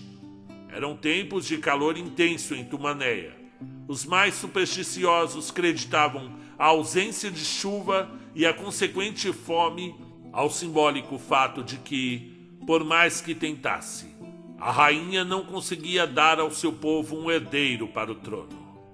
Tumã caminhava pelo vale árido de peito nu, demonstrando não ser à toa o homem mais forte de todo o seu universo. Vinha arrastando sua pesada Feliceia, a espada de 2 mãos que havia forjado milhares de anos antes para matar lagartos gigantes. Estava guardada desde que o último morrera na era dos lagartos. E agora, sabe-se lá por quê, preferia andar com Feliceia, pelo menos quando estivesse sozinho.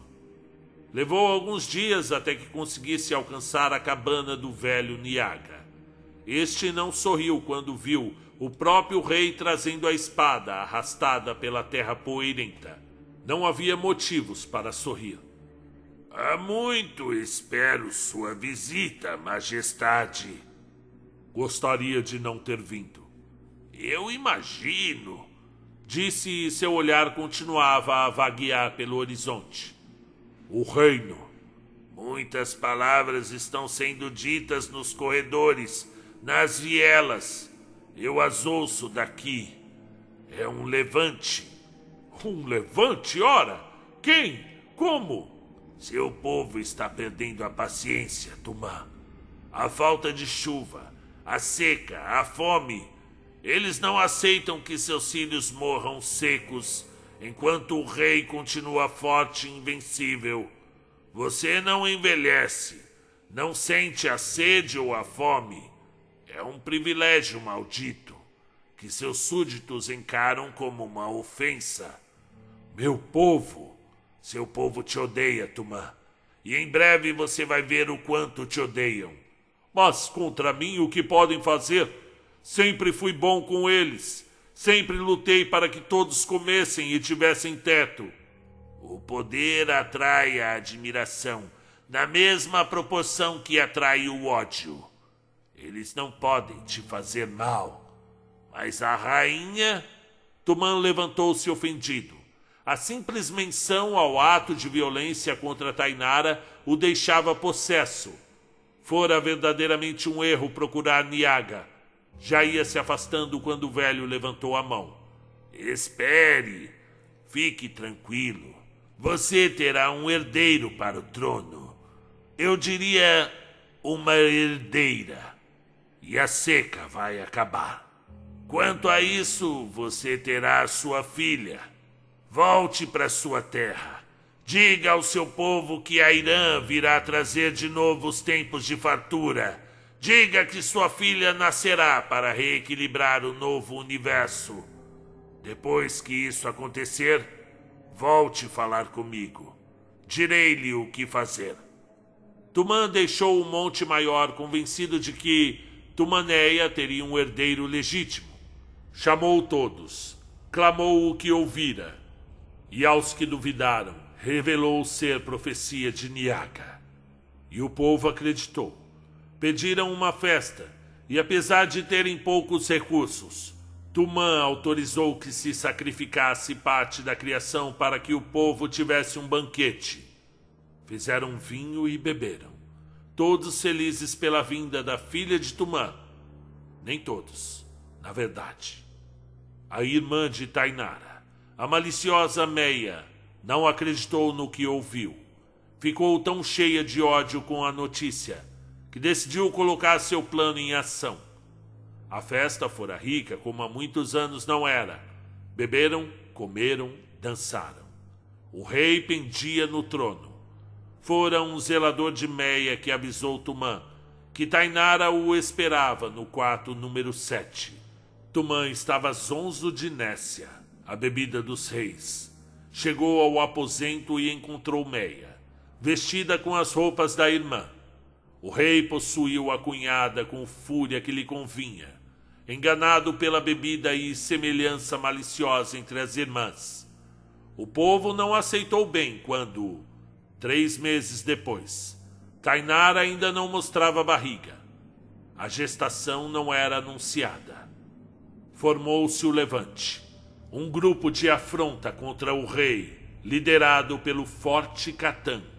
Catan era corajoso o bastante para desafiar a majestade. Tumã parecia muito contrariado, pois havia confiado no velho da montanha. Já estava pronto para mandar prendê-lo, quando Meia anunciou a plenos pulmões que estava grávida e que o filho que trazia no ventre era do rei Deus Tumã. Houve transtornos, embaraços, desordem.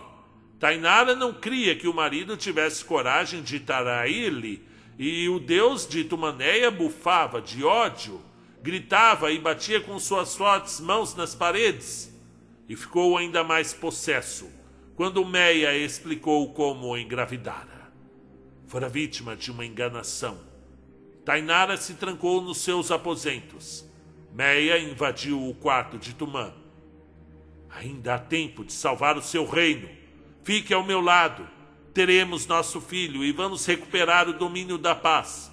Nem que você fosse a única mulher de toda a Tumaneia. Tumã ordenou que Meia fosse levada para onde seu mundo acabasse, mas consentiu que ficasse até que a criança nascesse. Tumã permanecia muito ocupado, tentando convencer a rainha de que fora vítima de uma enganação. Não percebeu que estava verdadeiramente se formando um exército contra a sua autoridade. Numa manhã ensolarada, a moradia real se viu cercada por 200 homens armados.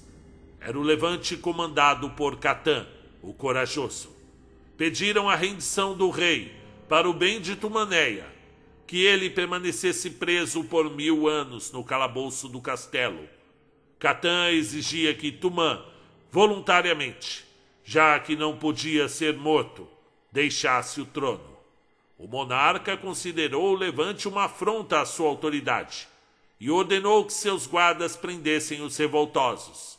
Mas a guarda real, mortos de fome como estavam, desobedeceram ao rei, trocando de lado na batalha. Agora eram mais de 500 contra Tumã, e como o monarca confiava em seus guardas, não pôde impedir que estes, antes de partirem para o lado de Catan, sequestrassem a rainha. A cena se tornou dramática, pois agora, com Tainara subjugada nos braços de Catan, não havia mais reino, não havia mais estabilidade alguma. Tumã pediu, Tumã implorou que soltassem sua amada, mas Catan, influenciado por Meia, que o aconselhava desde os primeiros tempos de Levante, não mais aceitou trégua e, covardemente, na frente do rei que, de joelhos, implorava, degolou a rainha. O povo se assustou. Não era por isso que lutavam, mas o mal estava feito. Tumã, tomado por cólera, de peito nu, empunhando sua espada, levantou-se vagarosamente. Estava tão perto de Tainara que o seu sangue espirrou da garganta da rainha no rosto do amado. Ele poderia ter salvo a mulher, poderia ter impedido, tinha força para isso, mas não imaginava que Catan possuía tamanho ódio a ponto de sacrificar uma pessoa inocente. Dos 500 insurgentes, mais de 100 trocou de lado novamente, quando Catan cometeu o desvario. Os outros quase 400 homens sabiam que ou matavam o Deus Rei ou todos morriam. Tumã levantou a espada. 4 guerreiros vieram de encontro. O rei transpassou-os com apenas um golpe, fazendo seus troncos despedaçados rolarem pelo pátio. Outros 3 vieram de lados diferentes, e a giratória do homem enfurecido fez com que eles tombassem, de forma igual, com as pernas separadas dos troncos. A carnificina durou um bocado de tempo. Um por um, o rei Tumã desmembrou, separando braços de seus corpos, cabeças dos pescoços, pernas dos troncos. Matou, estripou, desossou cada insurgente, sobrando apenas Catan, o assassino traidor. Este, já convencido da derrota, aguardava seu fim pacientemente. E Tumã já havia se decidido. A cabeça do traidor ficaria exposta na praça geral, como lição maior. Mas reteve a pesada arma, antes de concluir seu feito. Ponderou, apesar da imensa dor, e por fim disse: a morte te daria descanso, ó arma vil. Para ti, pretendo algo pior. E tu verás que seria muito melhor se tivesse encontrado a morte por aqui mesmo. Tumã prendeu Catan, alguns poucos insurgentes que ele havia poupado, e Meia, já em metade da gestação. Trancou-se no castelo e por lá ficou sozinho por 2 meses. Cada dia trazia mais mágoas. Certa manhã, abandonou os portões da casa real. Viu no rosto do seu povo. Eles tinham medo. Não o respeitavam como a um rei. Tinham pavor dele. Saiu em viagem. Atravessou muitos dias em cima do seu cavalo. Esperava encontrar o pior lugar de Tumanéia. Levou tempo procurando, até encontrar, nos extremos, onde pouco o sol aparecia, uma terra negra como a noite. Sua composição era seca e cheirava mal. Tumã permaneceu nesse lugar por 15 dias, transformando-o no inferno de Tumanéia. Era de fato um lugar odioso, cheio de rancor e sentimentos ruins. Tumã voltou de lá com mais raiva do que fora. E ao chegar, Airã havia nascido na masmorra.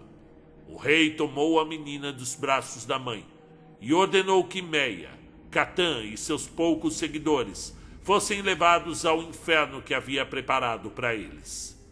E esse lugar foi chamado de o Reino da Dor. E a partir do nascimento de Airã, a grande seca acabou, e novamente o grande reino de Tumã prosperou, dessa vez sem precedentes, experimentando dias de fartura e felicidade. Todos passariam dias felizes. Todos, menos o rei. Tumã passou a viver e governar sozinho. Airã crescia bela e educada. Suas amas a enchiam de cuidados e atenções. Aos 12 anos veio a primeira síncope, e Arã se viu transformado em monstro. Era o início de uma longa existência de dualidade. Muito tempo se passou. Tumã resolveu consultar Niaga pela última vez. Empreendeu longa viagem até o Monte Maior. O velho de fato beirava a morte. A decrepitude o fez não mais reconhecer o Deus Rei. Somente depois de muito conversarem, Niaga retomou momentaneamente a sanidade. Seu reinado está chegando ao fim, Tumã. É chegado o tempo do apocalipse de nosso mundo. Veja. O velho mexeu as mãos, jogou terra para o ar, e Tumã pôde ver um homem que vinha para destruir tudo o que ele levara milhões de anos construindo. Treine a sua gente, Tumã. Recrute seus cavaleiros. Prepare-se para o fim. Não hesite em clamar por ajuda do Reino da Dor. Tumã voltou obstinado a resistir à vinda do mestre do portal do Apocalipse, como o velho Niaga o chamou. Clamou por seu povo, recrutou os mais fortes homens e, como um deus, concedeu-lhes poderes que variavam conforme suas habilidades e caráter. Foram tempos de trabalho árduo e exaustivo, até que Tumã conseguisse lapidar o mais fabuloso exército de homens e mulheres, dispostos a tudo para guardar Tumanéia. Ele vai vir. Um dia ele vai vir, disse o rei à filha Airã. E quando ele vir, será esmagado pela tropa da guarda real de Tumanéia. Airã já era uma adulta e acompanhava diariamente o treinamento dos guerreiros do seu pai. Em sua jovem mente, era evidente que o velho que havia aconselhado seu pai estava mentindo. O mundo não iria acabar, não com um lunático aparecendo de dentro de uma porta, mas foi exatamente assim que aconteceu. Certa tarde nublada, o grande portal se abriu, e de dentro dele saiu um homem não muito alto, nem muito magro, com a barba por fazer e uma espécie de fumo na boca. Usava camisa florida e tênis preto. Olhou em volta e pareceu muito surpreso. Não esperava encontrar tamanho universo. O local havia se tornado muito maior do que de fato um dia fora, no dia anterior, quando deixou o arauto delirando nas ruínas do Parque Velho de Diversões. Ora essa! Exultou com as mãos na cintura. Estava diante meio quilômetro dos portões de um castelo. Sentiu que algo definitivamente estava errado.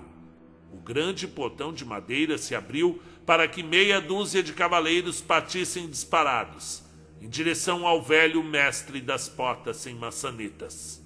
Steve olhou os guerreiros indo, tirou o cigarro da boca e soltou um palavrão. Mas que caralhos! Teve de se desviar imediatamente, pois uma lança de ferro quase o transpassou, indo parar enterrada ao chão na sua direita, quase ao seu pé. Que tá acontecendo aqui? Os cavaleiros de Tumã estavam perto o bastante para que o policial pudesse pensar. Teve de puxar uma porta e por ela sumir. Apareceu dentro do aposento real, onde Tumã estava vestindo sua armadura. Oi, bebê diabo! Sorriu o destruidor do seu universo.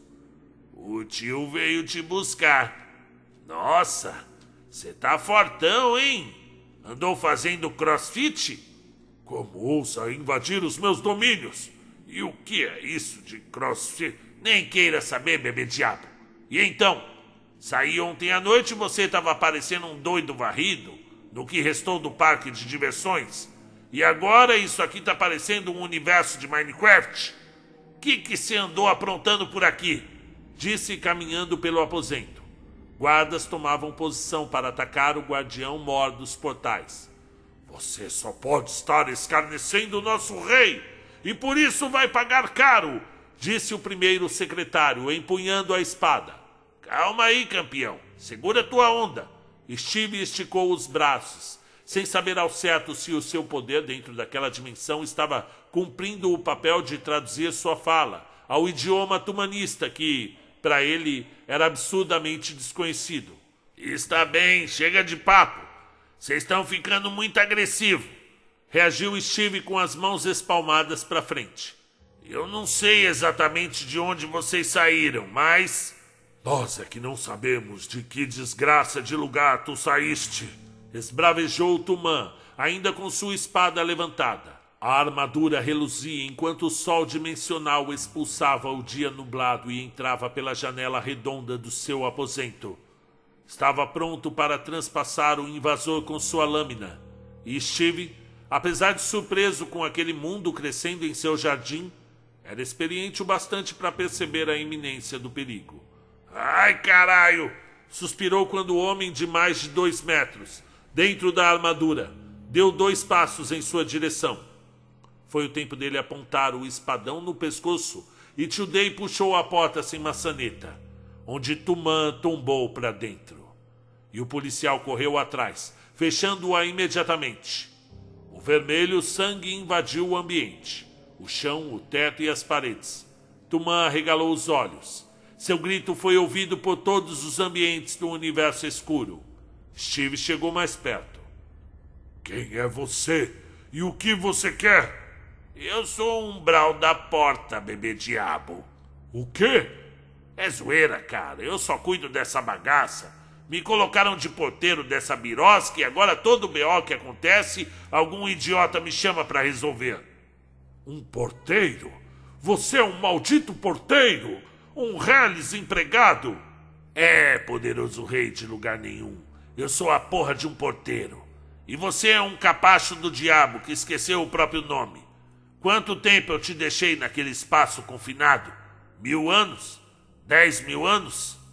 Minha consciência data de 650 milhões de anos. Desde quando comecei a pensar dentro do universo que eu sempre vivi. Puta que o la merda! 600 milhões de anos? Aí ferrou. Você não lembra de nada antes de criar sua fazendinha virtual? Meu mundo não é virtual, seu insolente. Respeite o meu povo. Que povo? Quando saímos daquela jossa eu deletei tudo. Já era, acabou, zerou. Esqueci de salvar. Saiu da tomada. O quê? Eu formatei seu mundinho, seu idiota. Seu mundo já era. Você não tem tamanho poder para isso. Grunhiu o rei Deus fechando os punhos. Seus olhos negros chispavam. Seu ódio exalava o odor da vingança. Estava carregado de cólera quando ouviu o opositor. E se eu tenho poder para fazer isso? Eu sou o ser mais poderoso do universo, meu chapa. Pelo menos desse universo. Pois veremos, disse Tumã levantando a espada. Steve Today sorriu diante do Deus de toda a terra. Somente mudou sua expressão quando a ponta da lâmina tocou o chão do quarto vermelho. Steve sentiu a morte chegar, quando dentro do seu próprio mundo, o mundo que ele mandava, viu o Deus abrir uma enorme fenda, partindo o quarto em dois. Outra resvalada de sua espada pesada fez descortinar-se todo o firmamento das portas sem maçaneta, e mais uma espadada agora iniciava a queda de Steve Today e tudo o que ele guardava. Para com isso, Arauto!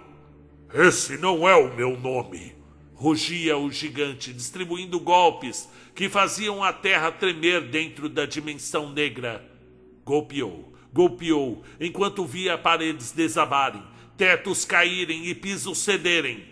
Sua espada ia e vinha, destruindo tudo que existia dentro do universo dimensional de Steve Today. Para com isso, você vai matar a gente!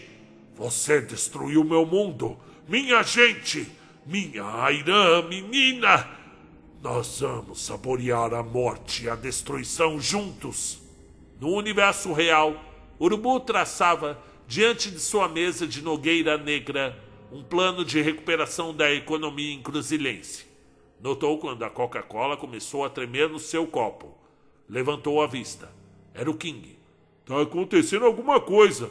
Parece um terremoto! Gritou Nicole entrando no escritório. Tá tudo tremendo! Corre pra fora! Gritou o legista puxando a esposa pelo braço. Cadê o povo? Encontraram Lédio Ferreira e Karuma Tumã no corredor. Partiram em busca da porta principal, onde parte da Torre Vermelha já se encontrava deixando o prédio. Karuma vinha gritando. Cadê a Manita? Cadê a Manita?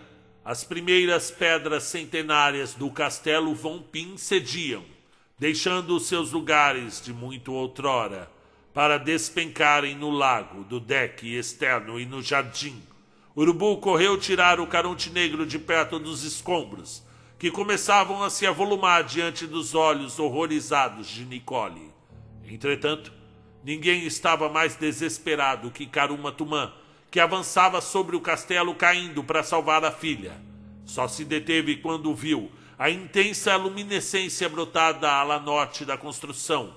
A Manita protegia as pesadas pedras de a soterrarem, junto com Felipe, que gritava de dor, caído com uma pedra enorme esmagando a sua perna. Sai daqui! Urrava num misto de horror e dor lancinante. A Manita continuava emanando a bola de luz que os protegia. Entretanto, não conseguiria segurá-la por muito tempo. Precisava tirar o companheiro dali. Mas se abaixasse com os braços, a parede de pedras cairia sobre os dois. Sai, por favor! A Manita, no auge da exaustão, chorando e gritando, finalmente deixou o quarto, ouvindo atrás de si a parede desabando de vez. Foi a última a deixar o castelo, antes dele ruir completamente. Nicole chorava baixinho, vendo seu sonho caindo. Muita poeira subia, fazendo os sobreviventes se afastarem. Rubra gritava pelo amigo que não tivera sorte de sair dos escombros, e tudo parecia estar perdido. Ainda não estava tudo perdido, mas até o final do dia estaria. Não se via, mas se ouvia os estrondos causados pela espada do ser mitológico que, enfurecido, quebrava a matéria escura do universo não local.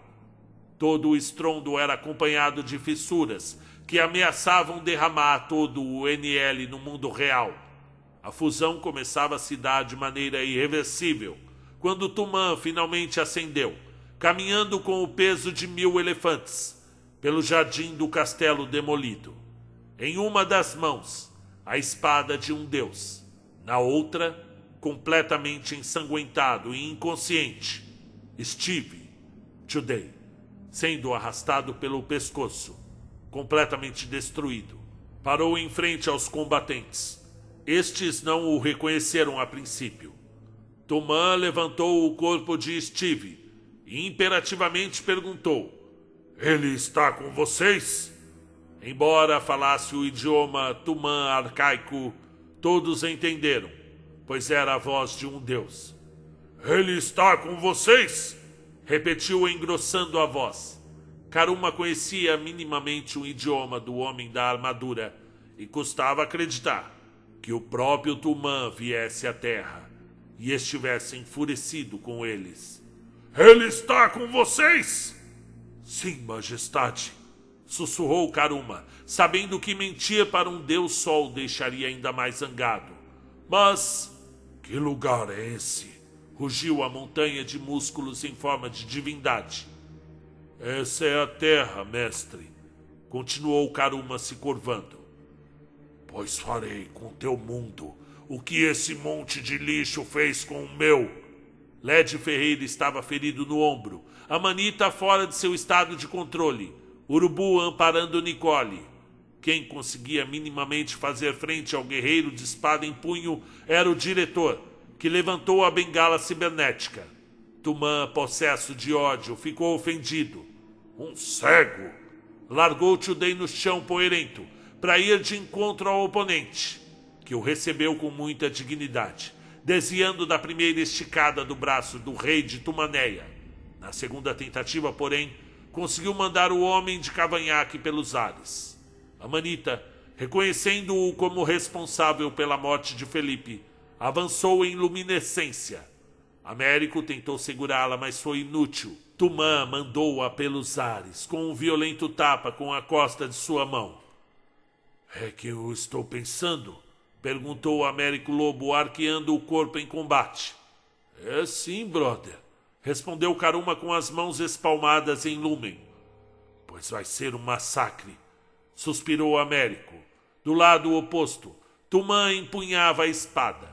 Gritou em direção ao grupo: "Preparem-se todos para a vingança, que vai varrer toda a terra." Leocátria, cavaleiro de diamante, saía do meio da mata com seu cajado em mãos, colocando-se ao lado de Américo e Karuma. "Reconhecemos sua divindade", gritou Américo em direção ao monarca, "mas não aceitaremos que destrua nada nesse planeta. Estamos prontos para combatê-lo até o fim de nossas vidas."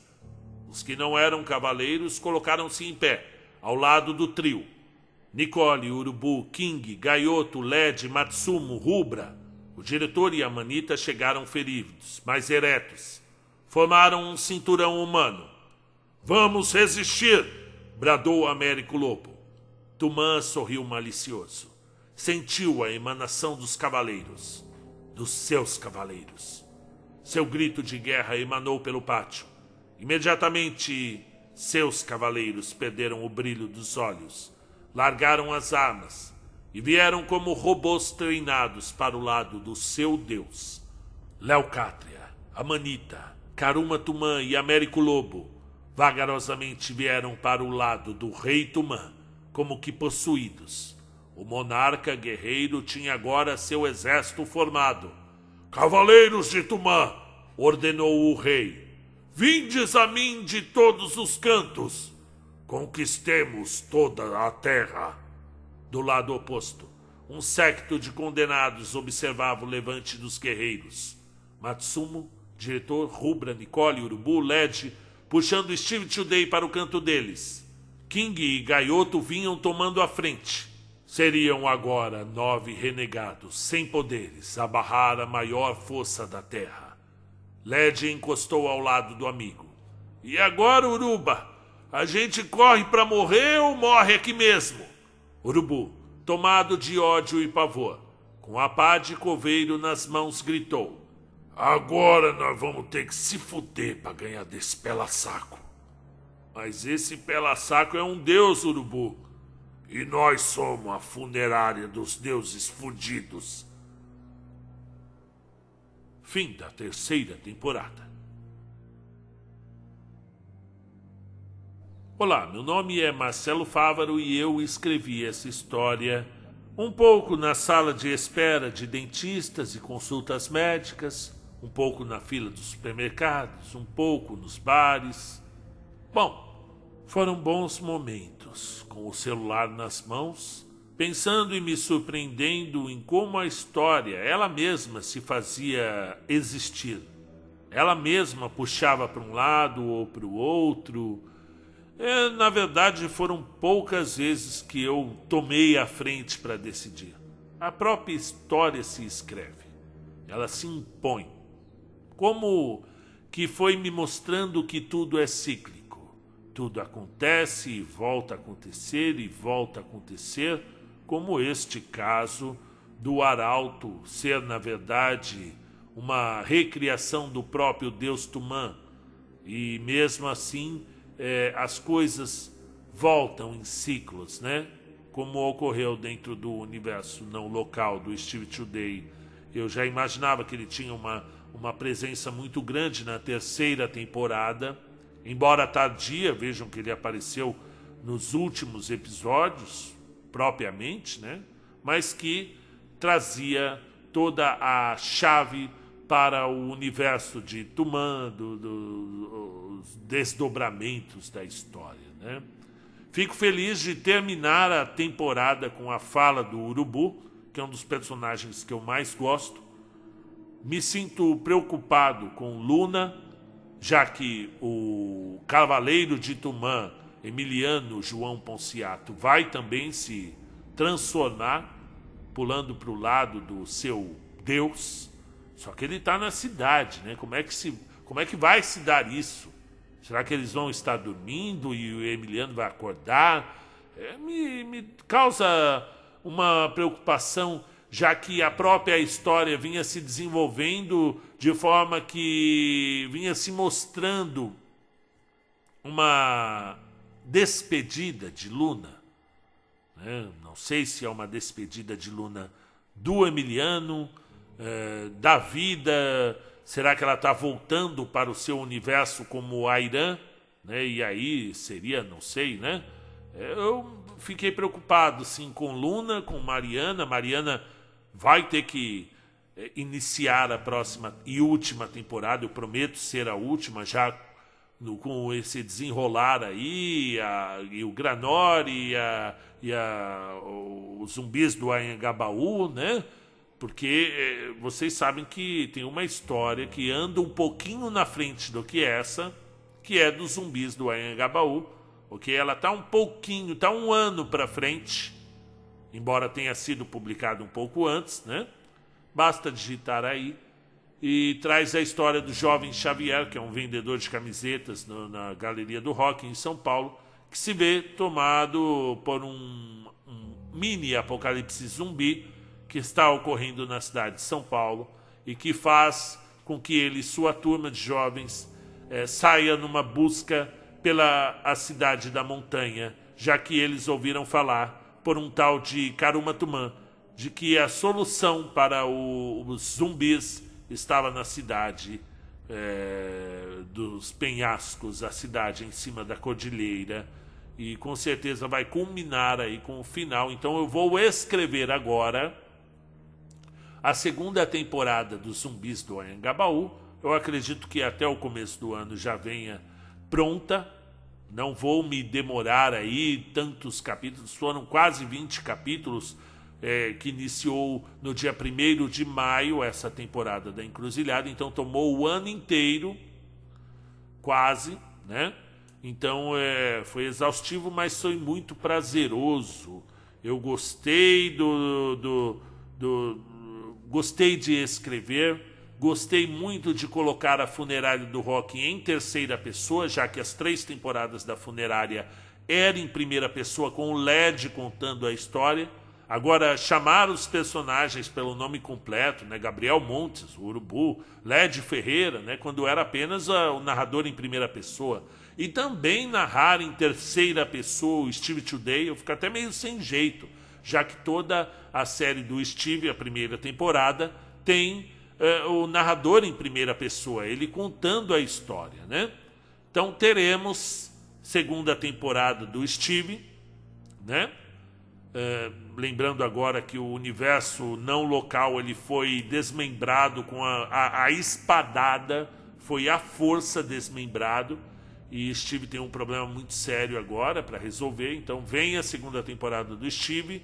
Acredito que depois da quarta temporada da Encruzilhada das Almas, quando tudo se resolver, Steve vai voltar para o seu trabalho solitário, né? O nosso policial, sempre com aquele bom humor dele, né? Meio tiozão do pavê, meio tiozão do churrasco, mas de bom coração, né? Ele é meio grosso, rude, mas tem um bom coração. Vem segunda temporada dos Zumbis do Anhangabaú, antes dessa temporada próxima da Encruzilhada, e também para o finalzinho do ano que vem, espero estar aqui com vocês para narrar a segunda temporada da Torre Vermelha, né? Será que o menino Felipe morreu? Não morreu? Bom, a parede caiu, mas sei lá, né? Você sabe que nesses universos, né? Se a gente não mostrar o cara morrendo ali, a cabeça dele, o corpo dele, fica tudo muito sombrio, fica tudo muito subjetivo, plurissignificativo. De toda forma, me emocionei com a despedida de Luna e Emiliana. Acredito que eles têm um amor verdadeiro, sim, e que no amor e na guerra vale tudo, embora quando a gente fala vale tudo, não vale você ferrar a vida dos outros, né? Mas ali entre os dois há um triângulo amoroso entre duas pessoas, né? E eu vejo muito bonito o amor do Emiliano com a Mariana, mas também com a Luna, né? Achei interessante o desenvolvimento da relação da Amanita, já que ela era meio apaixonada pelo Américo, mas o Américo já é um senhor, tem 40 e poucos anos, né? Talvez o Rodrigo, com a sua inocência, né? Talvez pudesse sentir algo pela Amanita, embora ela não seja uma criança, já tenha seus 25 anos, mas o negócio dela mesmo era com o Felipe, o jovem inteligente da Torre, da Torre Vermelha. Embora me tenha aparecido um vislumbre entre a Amanita e o filho do Américo, né? Vocês sabem que nos Zumbis do Anhangabaú, Xavier, que é o vendedor de camisetas, é filho do Américo e que encontrou uma vez o pai ou uma pessoa com as características que sua mãe tinha descrito no metrô, né? E ele ficou ali meio, pô, será que é meu pai? Será que não é, né? E agora, porém, Xavier tem 18 anos, é muito mais jovem que a Amanita, então não sei se não seria aí o futuro romântico dessa personagem que eu gosto tanto, essa guerreira de Tumã, né, a Amanita, filha do Karuma, né? Gostei dela com o Felipe, mas eu não sei se vai ter futuro, né? Isso o tempo vai dizer, né? Não sabe se o Felipe sobreviveu. Quero retomar os aspectos interioranos da cidade de Encruzilhada, muito presentes na primeira temporada, também presentes na segunda temporada, e que infelizmente, tive que deixar um pouco de lado por conta dessa grande guerra. Então, muitos aspectos, como os passarinhos voando, o café no fogão a lenha, o jeito do povo do interior, foram um pouco deixados de lado para que o fantástico se manifestasse com mais vigor. Mas quero demonstrar a vocês que eu estou muito feliz da repercussão, das pessoas que vêm falar comigo: ó, Marcelo, eu gostei dessa história, ó, não tá num tempo legal na minha vida e essa história fez companhia, me ajudou a passar por esse tempo difícil. Então, ó, gente, muito obrigado. Quero continuar escrevendo para vocês. E é isso. Muito obrigado e até a próxima.